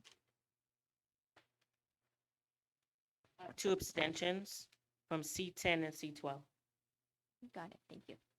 Miss Emmer Hamza. Yes. Miss Gilmore. Yes. Mr. Jones. Miss Pringle. Yes. Mr. Stein. Yes. Vice President Martin. Yes. President Harris. Yes. Motion passes. Thank you. Moving on to finance, and the chair of finance is trustee Stein. Thank you, Madam President. I'm here to offer D1 through D17. I do want to make a comment that our Bergen County Superintendent of Schools has approved our budget after long and tenuous discussions with him, and that he will convey this to the state. So again, I'm offering D1 through D17. Okay, so we have a motion from trustee Stein. Is there a second? I second. Second by trustee Pringle. Any discussion? Okay, moving on. Ms. Agostra, can you please do a roll call? Miss Alston Balaputra. Yes to all. I need to abstain from D2. Miss Emmer Hamza. Yes. Miss Gilmore. Yes. Mr. Jones. Yes. Miss Pringle. Yes. Mr. Stein. Yes. Vice President Martin. Yes. President Harris. Yes. Motion passes. Thank you. Okay, moving on to facilities, and the chair of facilities is Vice President Martin. I have pretty much standard on my end. That's it. Nothing new? Motion for E1 through E4, pretty much standard. Okay, thank you. So we have a motion from trustee Martin. Is there a second? I'll second. Second by trustee Stein. Any discussion? Okay, thank you. Ms. Agostra, can you please do a roll call? Miss Alston Balaputra. Yes. Miss Emmer Hamza. Yes.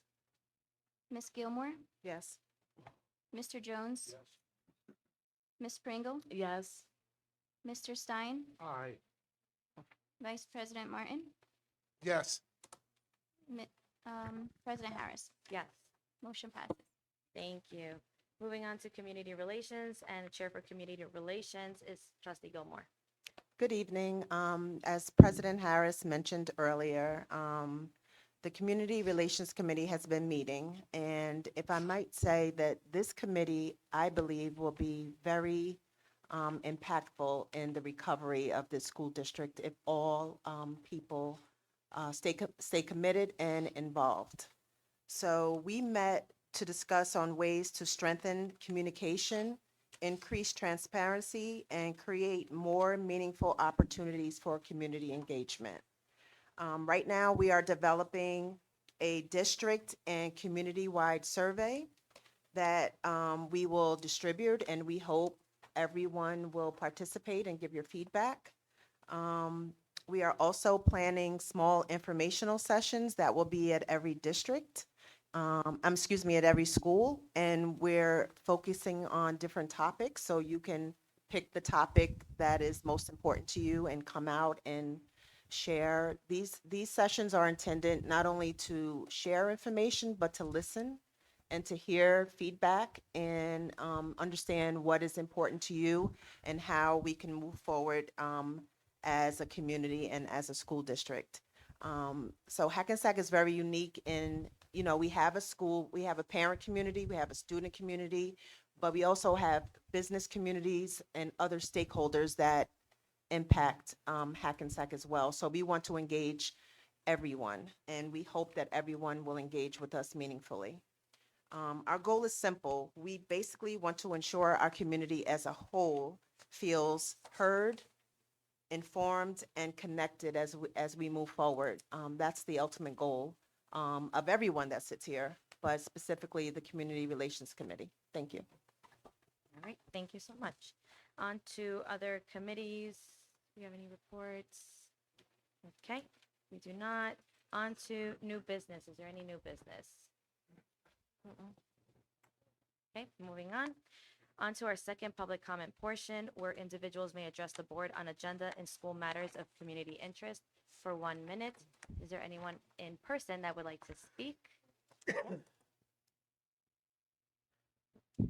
I really do want to say thank you to the board for hearing. Oh, sorry, Lauren Alberta, speech therapist. I do want to say thank you for taking the time to review the very thorough presentation we put together for you. It means a lot to us that you at least gave it time and energy, and we hope we'll be back. But I also want to say that on Hackensack Happenings, there is an infographic that is going around that was put out in Parent Square today. And I want to caution people that it's inaccurate. It just is. And the information was directly taken from the presentation I provided and put through AI and negated. And it's hurtful, especially when I was told it would not be taken and used as someone's own words. It's hurtful. And I really hope that the board can see who is in charge, and I caution you. That's all. Thank you. Is there anyone else in person that would like to speak?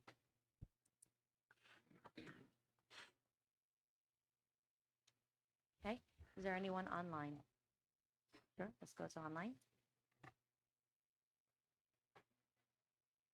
Hello, my name is Jessica Cruz. I'm a special education parent of a child with an IEP. Just really quickly, with a lot of what was discussed today, what was voted on today, it's a lot of numbers and information, and I would really look forward to seeing an actual presentation that explains everything from the leadership of the special ed department, and getting that information directly, so to speak, from the horse's mouth. I had an unfortunate incident with my son last week that was very concerning, and the only administrator that reached out to me was the building principal, who very professionally made sure that I had all the facts straight. And I did not hear from leadership from special ed, and I feel that we need to start getting the facts directly from them. And I look forward to that conversation, that information. Thank you. Okay, at this time, the second public comment section is closed. I just want to, again, just address to our therapists, our related services professionals. Nothing stops the board from continuing a discussion and collaboration. So it does not mean that we can't revisit this again. So stay tuned. That's all I can say. You're welcome. And moving on to board comments. All right, I'm gonna start at a different angle. Trustee Jones. I felt that coming. You gave me the look first. Give you the teacher look. I just wanted to thank Mr. Montesano and Ms. Canestrino for their presentation. I thought it was very detailed. It helped explain a lot of things. I also thought that the way they talked about building up certain programs through phys ed and everything, and you could tell that there was thought put into that. And I think it was a great presentation. Again, it's something unfortunate, something we don't want to see. But even as board members, it helps us look at things a certain way when we're thinking about what we're trying to get back. And so all the information we can have, the more we have, the more info we can work with. I wanted to shout out the academic decathlon team. It looked like they had a good time out there too, and they had $250 prizes as well. And they looked like they did great. And I saw a lot of medals and a lot of smiles. And sometimes it's great to see stuff like that, especially with what we're dealing with here. We're all dealing with. I don't know who shouted out the crossing guards. Was that you, Andrea? Did you shout out the crossing guards? Mm-hmm. I want to shout out Miss Patricia on Grant and Poplar. It's just a personal thing there. Thank you to everybody that came out and spoke. And I know it's an emotional time, and we appreciate you guys coming out and everybody that called in, and the feedback is important. And as President Harris said, the conversation will continue. This is stuff that we're looking at and we're trying to figure out. We had to get through this budget. And to that end, we had a lot of people talk about we need creative solutions, and I think now that we're through the budget, now's the time that we start looking at a lot of that stuff. I did float something out there last week. I almost said last month, then I remember we have meetings every week about potentially selling property or even, it's been brought to my attention after that, potentially leasing that property and turning it into a revenue stream, which is, the more we can do to get money coming in, the more things we can potentially save, whether it be staff, whether it be programs, whether it be sports. So the more creative we can get, and listen, not all of it's going to work, and sometimes you got to throw stuff at the wall and see what sticks. So I'm going to throw some things at the wall right now. So a couple things I was looking at is in the same vein of looking at property and maybe how that can make us money. One thing I'm looking at is like the tennis courts. I don't know if we could take a look at that. I was talking to one of the tennis coaches this week, and we were looking at the courts and going over stuff. And again, he had some ideas, and we were kind of going back and forth. But these courts, they're used by the girls, I think, from August till around October, and they're used by the boys, I think, as soon as the weather gets nice until May. The season just ended last Friday. But that means that from May until August, nobody's using those tennis courts. All weekends, all year, nobody's using those tennis courts. And there's a lot of tennis professionals that would potentially rent out those courts to train people. So I think that is a potential for some revenue there. If not, maybe we reach out to the rec department and see if we could do some shared services there as well. But I think the tennis courts could be a potential revenue stream. Even the what's the tennis association? Like golf has the PGA. It's the USTA. Apparently, there's programs out there that they might be able to get involved, because what they really want is kids to get involved in tennis, so it builds the sport. So I think we should explore all avenues with that. Same thing with the pool. I think we have a pool there and I know we do lease it out. I think there's a state swimming team. From my understanding, they're actually looking for more hours and more time in there. So maybe that's something we can explore now that we're through the budget. And then, all of this stuff is painful. It's all painful in different ways to think about, especially people's livelihoods and people's benefits. And And one of the things that hits me too is like the shop class thing hit me, and it's again, this is a career path for a lot of these kids that might not be going to college, and it's a big deal. And we have a really nice wood shop. I don't know if anybody's been down there, but I actually, thank you, Andrea, allowed me to tour. So I went there today and toured the high school. And a lot of money's been put into this shop too, and it's a beautiful shop. And I know, you know, as Mr. Tasuni was saying, you know, it's difficult to sometimes bring a program back once it's gone, but we have a lot of infrastructure in place there. And I wonder if we can explore the possibility of maybe using that area for adult classes, similar that the way they do it in Bergen Tech, the way they do it in Bergen Community College. I mean, we have a really nice shop. They just spent like $100,000 on a vent. And they use a lot of reclaimed wood. So there's, I think, opportunity there maybe to look into where we can use that to maybe start making some money and maybe bring some of these programs back. And again, it doesn't have to be necessarily just the programs that come back. I think that there's a lot of people a lot smarter than me. So that's kind of I want to say it at the public session, because people have a lot of good ideas out there, and maybe that's something that we could think about doing.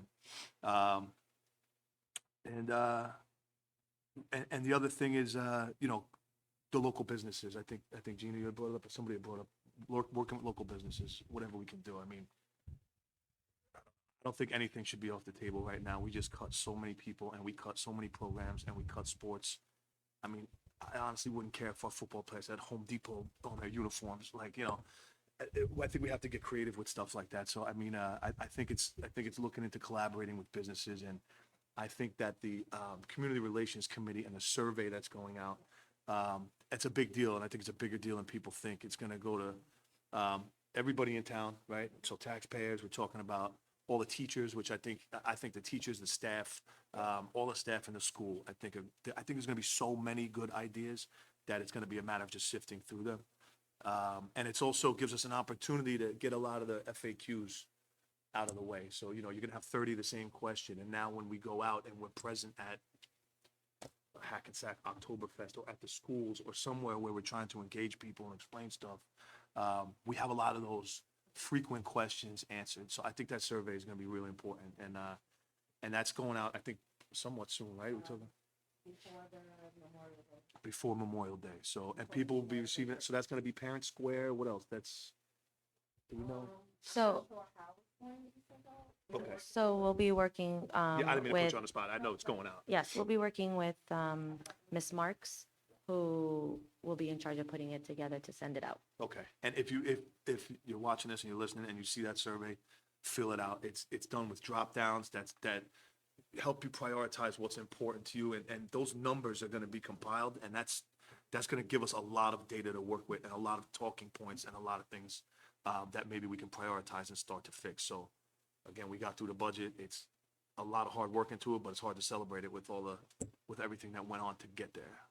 But again, credit to Andrea and everybody that worked to get through it. So that's all. I appreciate you guys. Thank you for the comments. Okay, thank you, Trustee Gilmore. Good evening again. Thank you to everyone who came out and you know, just gave us how you were feeling. We appreciate the honesty. This has not been easy. When I joined the board, I did not anticipate walking into a situation like this, but I'm here. I'm from Hackensack. I was born and raised here. My son went through the public school system, and many of my friends that I graduated are teachers here. So this affects me personally, and every morning that I get up, I have I think it's a book that my son made in woodshop. So I know the importance of all of these programs that are being cut. And I would like to say they're just being paused because we are going to figure out how to bring these programs that we all experience back. And to Trustee Jones's point, when you do see the survey, please fill it out. We plan to have QR codes. We plan to have paper because everyone doesn't do digital. We want to make it as inclusive as possible to get everyone's opinion so we can collaborate. And this is a joint effort. It's not just the school system's issue. It's a community issue. It's our stakeholders. It's our local businesses. So everyone has skin in the game so we can make this district back the way it used to be. So please pass the word out that a survey is coming out. And when you hear about informational sessions, please attend. We welcome the good, the bad, and the ugly. We need to hear from you. We need to know what's important to you. We need to hear different ideas because we don't know everything. Your presentation was very enlightening. We didn't know, so thank you for sharing. And as President Harris said, we will continue the conversations. Just you know, it's just not over after this meeting. We will continue having these discussions and we will have a breakthrough. I know it. Hackensack is my home and I'm going to fight and do everything I can in my power to bring this district back to what it's supposed to be. Everyone get home safe. Thank you and good night. Thank you. Trustee Stein. Thank you. You're welcome. A little bit of background. When I graduated college in the Midwest in the early 70s, I had job offers around the country. My degrees were in public relations and journalism. And I decided, you want to know something? Being on the East Coast, being in Hackensack, being close to New York, I can take that education and use it for the benefit of me and my future with children, wife, whatever. And it all came to pass the way I wanted it. I've been involved, as many know, on the city council for 16 years. And then I took a step back, and it's not a step back. I was elected to the board and served 9 more years on the board, said it's time, took some time off, and people came to me and said, you need to run for the board again. I said, they want this old hack to be on the board again? They said, yes. You have the knowledge, you have the financial background, and that's something this board is lacking. So 3 years ago, myself and my team ran for the board and we won. Moving forward, I used to be on social media and found out it's not as good as it was cracked up to be. There was information that was factual but kind of twisted. Where am I going with this? I am so grateful that people come out and attend our board meetings. They hear it firsthand. They may not always agree. We've had some very serious discussions as a board about how do we get out of this mess. And I think it's kind of proven itself by the amount of time that administration put into this and the fact that I got the county superintendent approved our budget. It takes us into a step in the right direction for how we envision this district and our kids to benefit from the education in all these buildings that we have. So with that, I, like Ken Martin has said often, please come out to our meetings. You want information, you want answers. This is the source for both. You get to hear it and you get to ask the questions, and those that we ethically can answer, we will.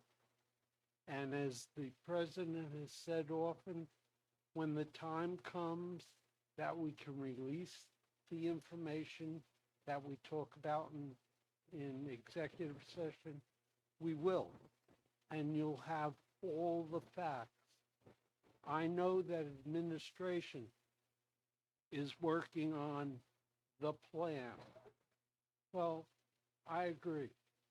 When you're in business, you develop a 5-year plan if you're running a good business that helps you know that year 1 through year 5 is where you're headed. And then you develop another 5-year plan because you've reached your goals for that first 5 years. So please come out. Please ask your question. Whether you like our answers or not, you know you're getting the feedback that you're requesting. So thank you for those who have lasted the whole evening. We appreciate the fact that you're still here. And thank you, Madam President. Thank you. Trustee Austin Balaputra. Good evening. I just want to say to Miss Alberta, for someone who doesn't like numbers, they like you. I think you did a masterful job in explaining some things to us, and we appreciate you for that. I really appreciated the presentation. I also appreciated the athletics presentation. It was very clear on what we have, what we can keep, and how we're going to do the best we can to meet the needs of our athletes going forward. And I really appreciate Mr. Montesano and Ms. Canestrino and whoever else contributed to that presentation as well. Shout out to our academic decathlon students. That's my tribe. But also shout out to our championship track team. I think they took home a couple titles recently.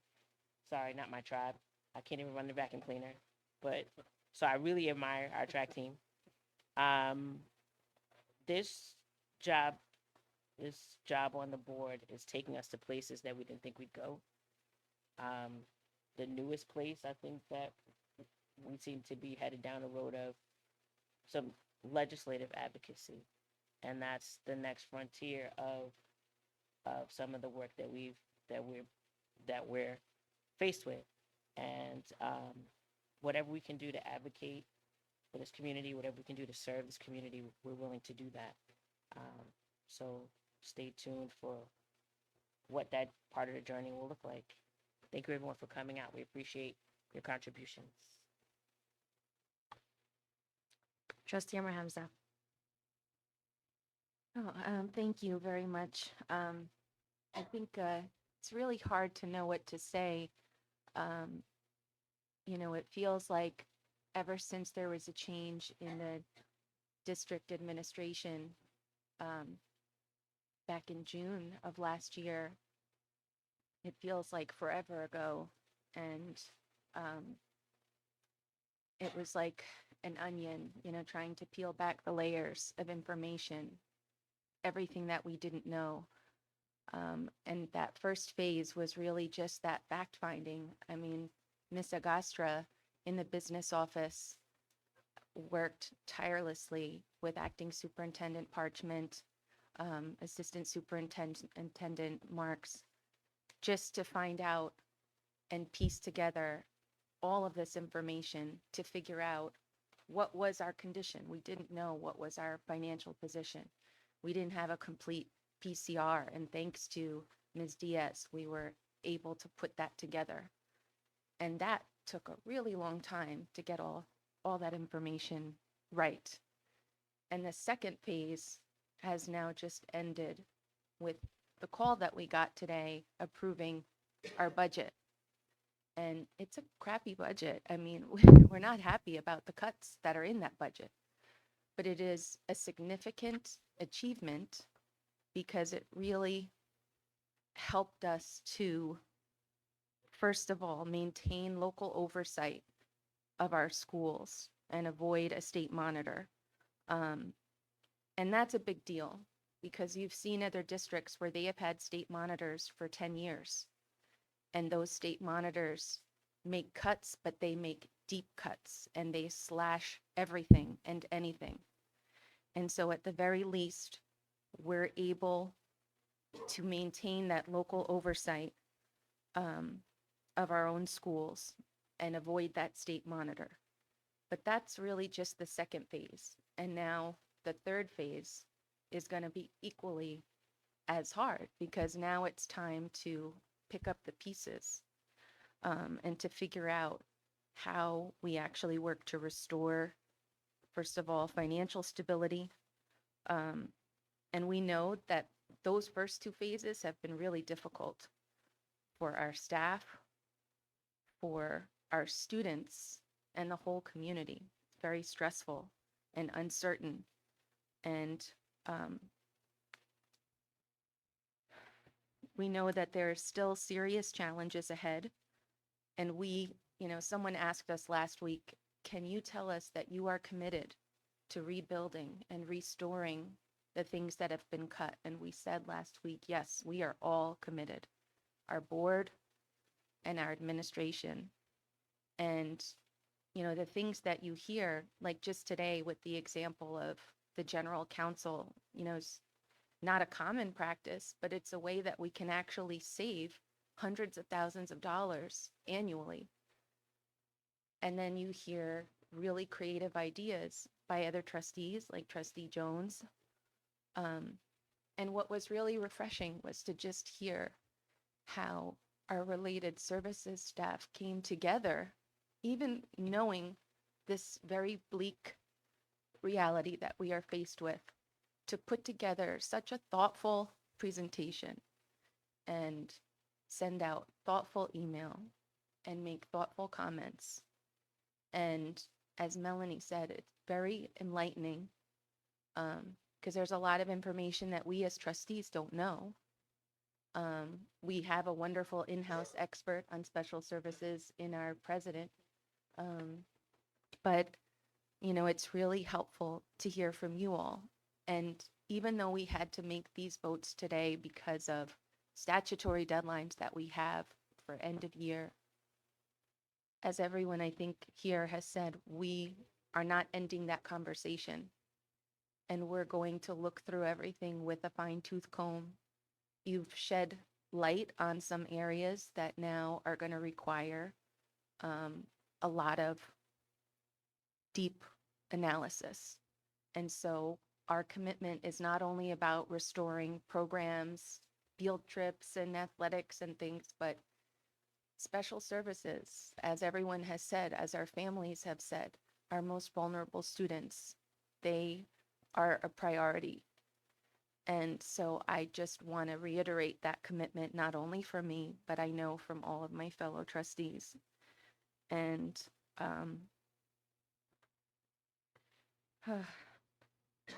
I also just want to say, I know that it feels like when you come up here and make comments, it's like you're talking to a brick wall because we can't really interact and can't really show our emotions or we can't respond in real time.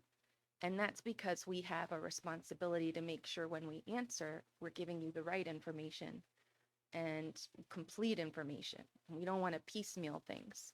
So I know it's frustrating and things seem to operate in slow motion. And we are going to try and do our best to get complete information in a quicker way.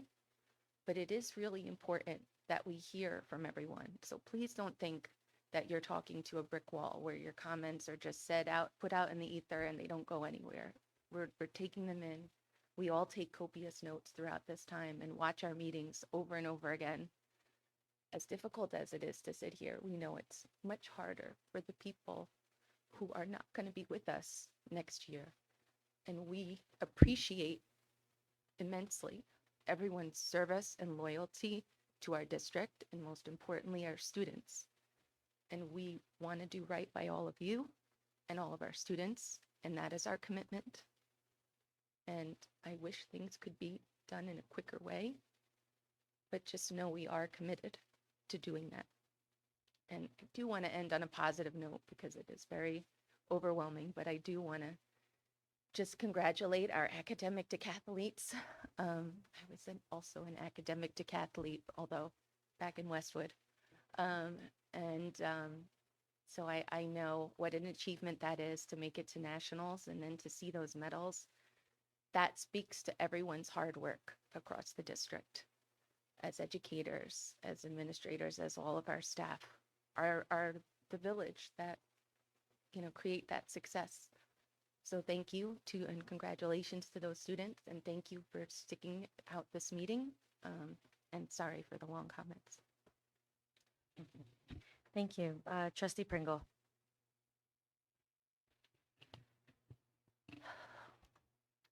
Y'all know I talk a lot, so where do I start? um, I want to say I am glad that out of all the towns in Bergen County that I chose to have my last two kids go through the school system in this town. My son was a graduate of 2022. My youngest daughter will be graduating class of 2026. I learned more than what we had to go to, like mandatory classes for. What I learned by being on the board and living in Hackensack is a sense of what community is. Me growing up in the Bronx, I would never have, so I stayed in New York. I don't think, I always lived in a community, but never was part of a community. My parents didn't do things like this, In Hackensack, this is my first time. I've lived in Garfield, I lived in Clifton since I've been in Jersey. And this is the first time I've ever been a part of a community. So, Lauren, although there weren't many questions, I didn't have any answers for you when you reached out, but I did say to you that I appreciated and I felt flattered that you wanted to speak to me. The reason why I said that was, now you understand, it was bigger than what you wanted to share. It was more so she actually made me feel like I was a part of Hackensack, like a community person. So yeah, that's how I'm feeling. And, I pray for all you guys. I pray for myself. Reverend Davis, always a big supporter, understanding, even on a personal level. I appreciate you, Reverend Davis. I appreciate my board members, every one of you, our superintendent, our BA, our attorney too. Um,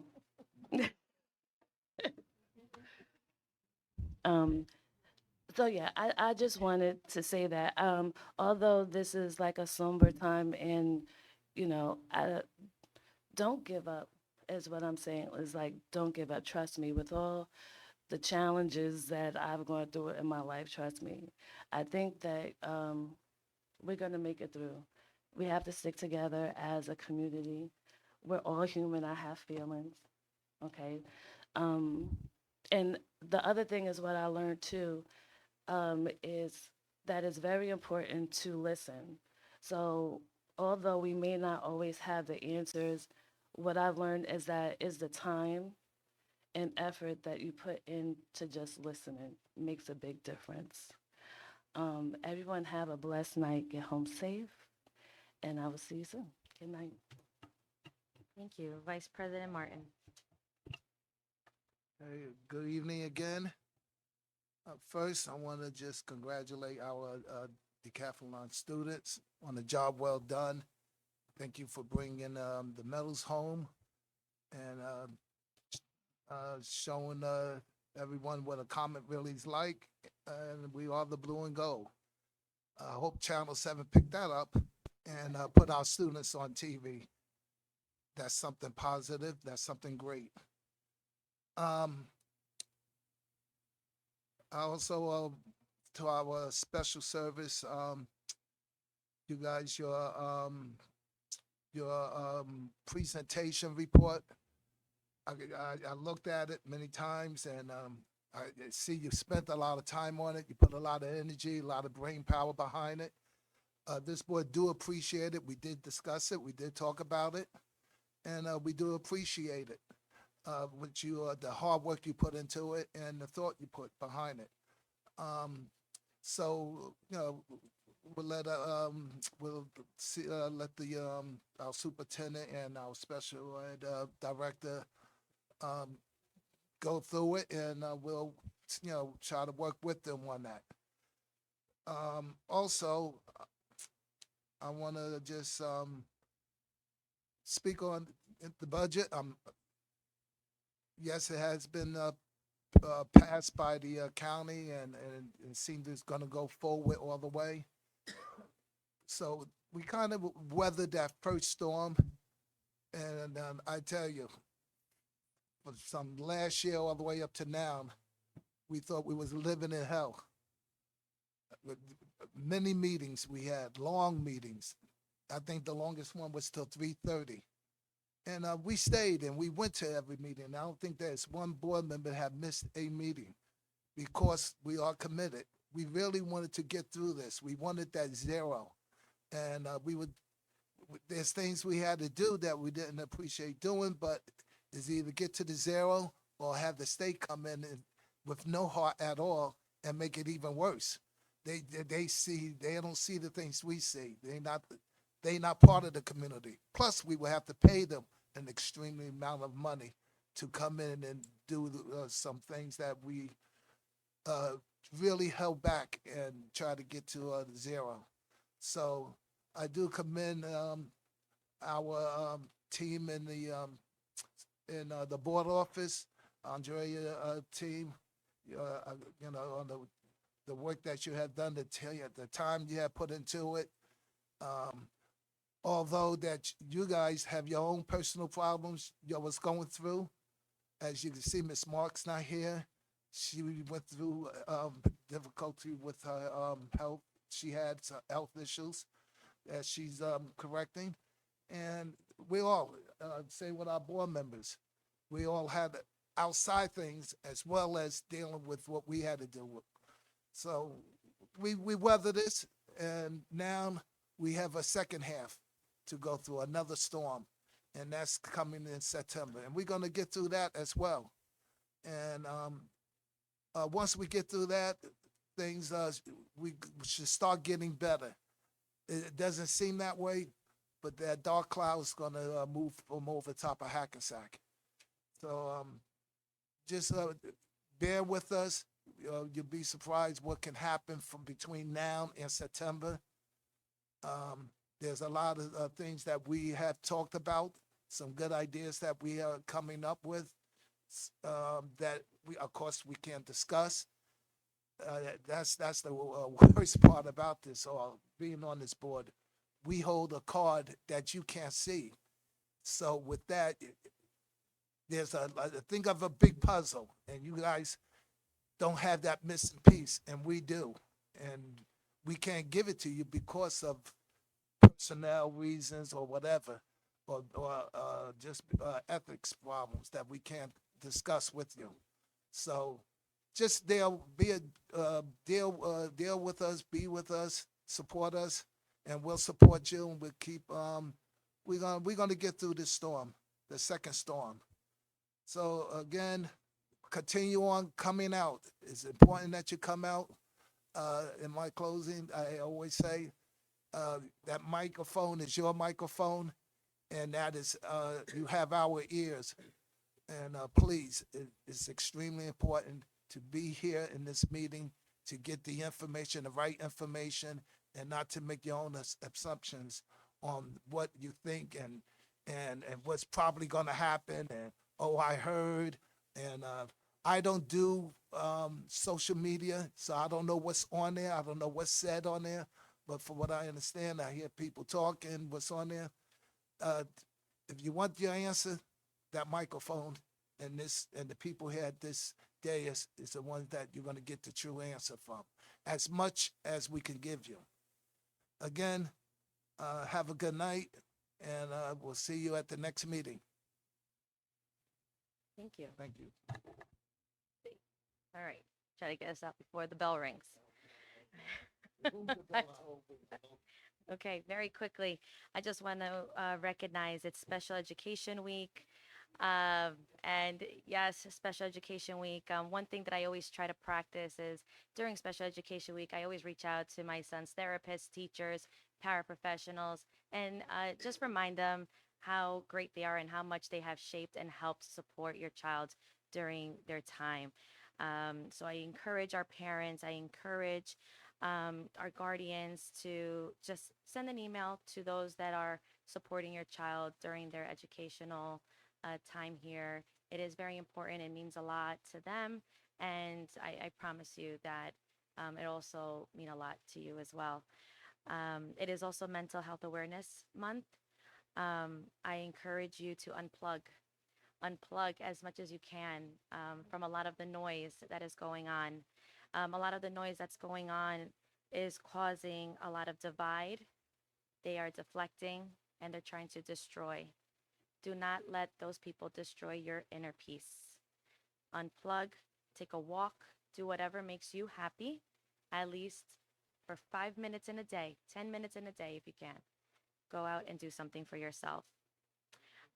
We are at the end of our school year where there's a lot to celebrate for our students, a lot of their achievements. I look forward to attending the Top 20 dinner, which is one of my favorite things to go to. Next month, we will be celebrating our students who have received the seal of biliteracy, which is a huge deal in our district because usually those numbers are very high. I want to shout out and support our PTA who has their Duck Derby. I'm very excited that the Duck Derby is back. It was here as a big thing when I was in school, and I am very happy that we are continuing that tradition. So please attend. I believe the date was also changed from the previous flyer. Prom is coming up, graduation. I want to give lots of praise to our seniors. I hope you have a wonderful time. And I can't wait to see you on the fields in June. And two more things. I would like to just commend the public, those of you who were here in person, for being respectful and coming up and saying what you need to say with respect, also listening to each other. It's much different when we are here in a smaller space while we're trying to conduct business and people are having side conversations. And I appreciate that there was less of that this time around because it allows us. That's not the bell I was looking for. There is a bell. I know that was my 3 minutes. It is almost. But it's very important, right? Because it is, you guys are the audience watching us conduct our business. So it is important that we are able to hear those of you who are at the podium and as well as each other when we're speaking. So the respect that we saw today and being appropriate is exactly what we want to see. And lastly, I wanted to shout out Trustee Alston Balaputra, who will be receiving a certificate from our New Jersey School Boards Association for her new board member boardship. So that means she has done everything possible to gain all her certificates as a new board member this year. Congratulations. All right, and with that, thank you all for joining us till this late evening. We will see you in June or at any of the future events. Oh, the HEA dinner that will be happening, I believe, next week. So we will see you there. Can I have a motion to adjourn? Motion. Motion from Trustee Stein, a second by Trustee Pringle. All those in favor say aye. Aye. Anyone opposed? Thank you all. Good night. It is 11:57 p.m.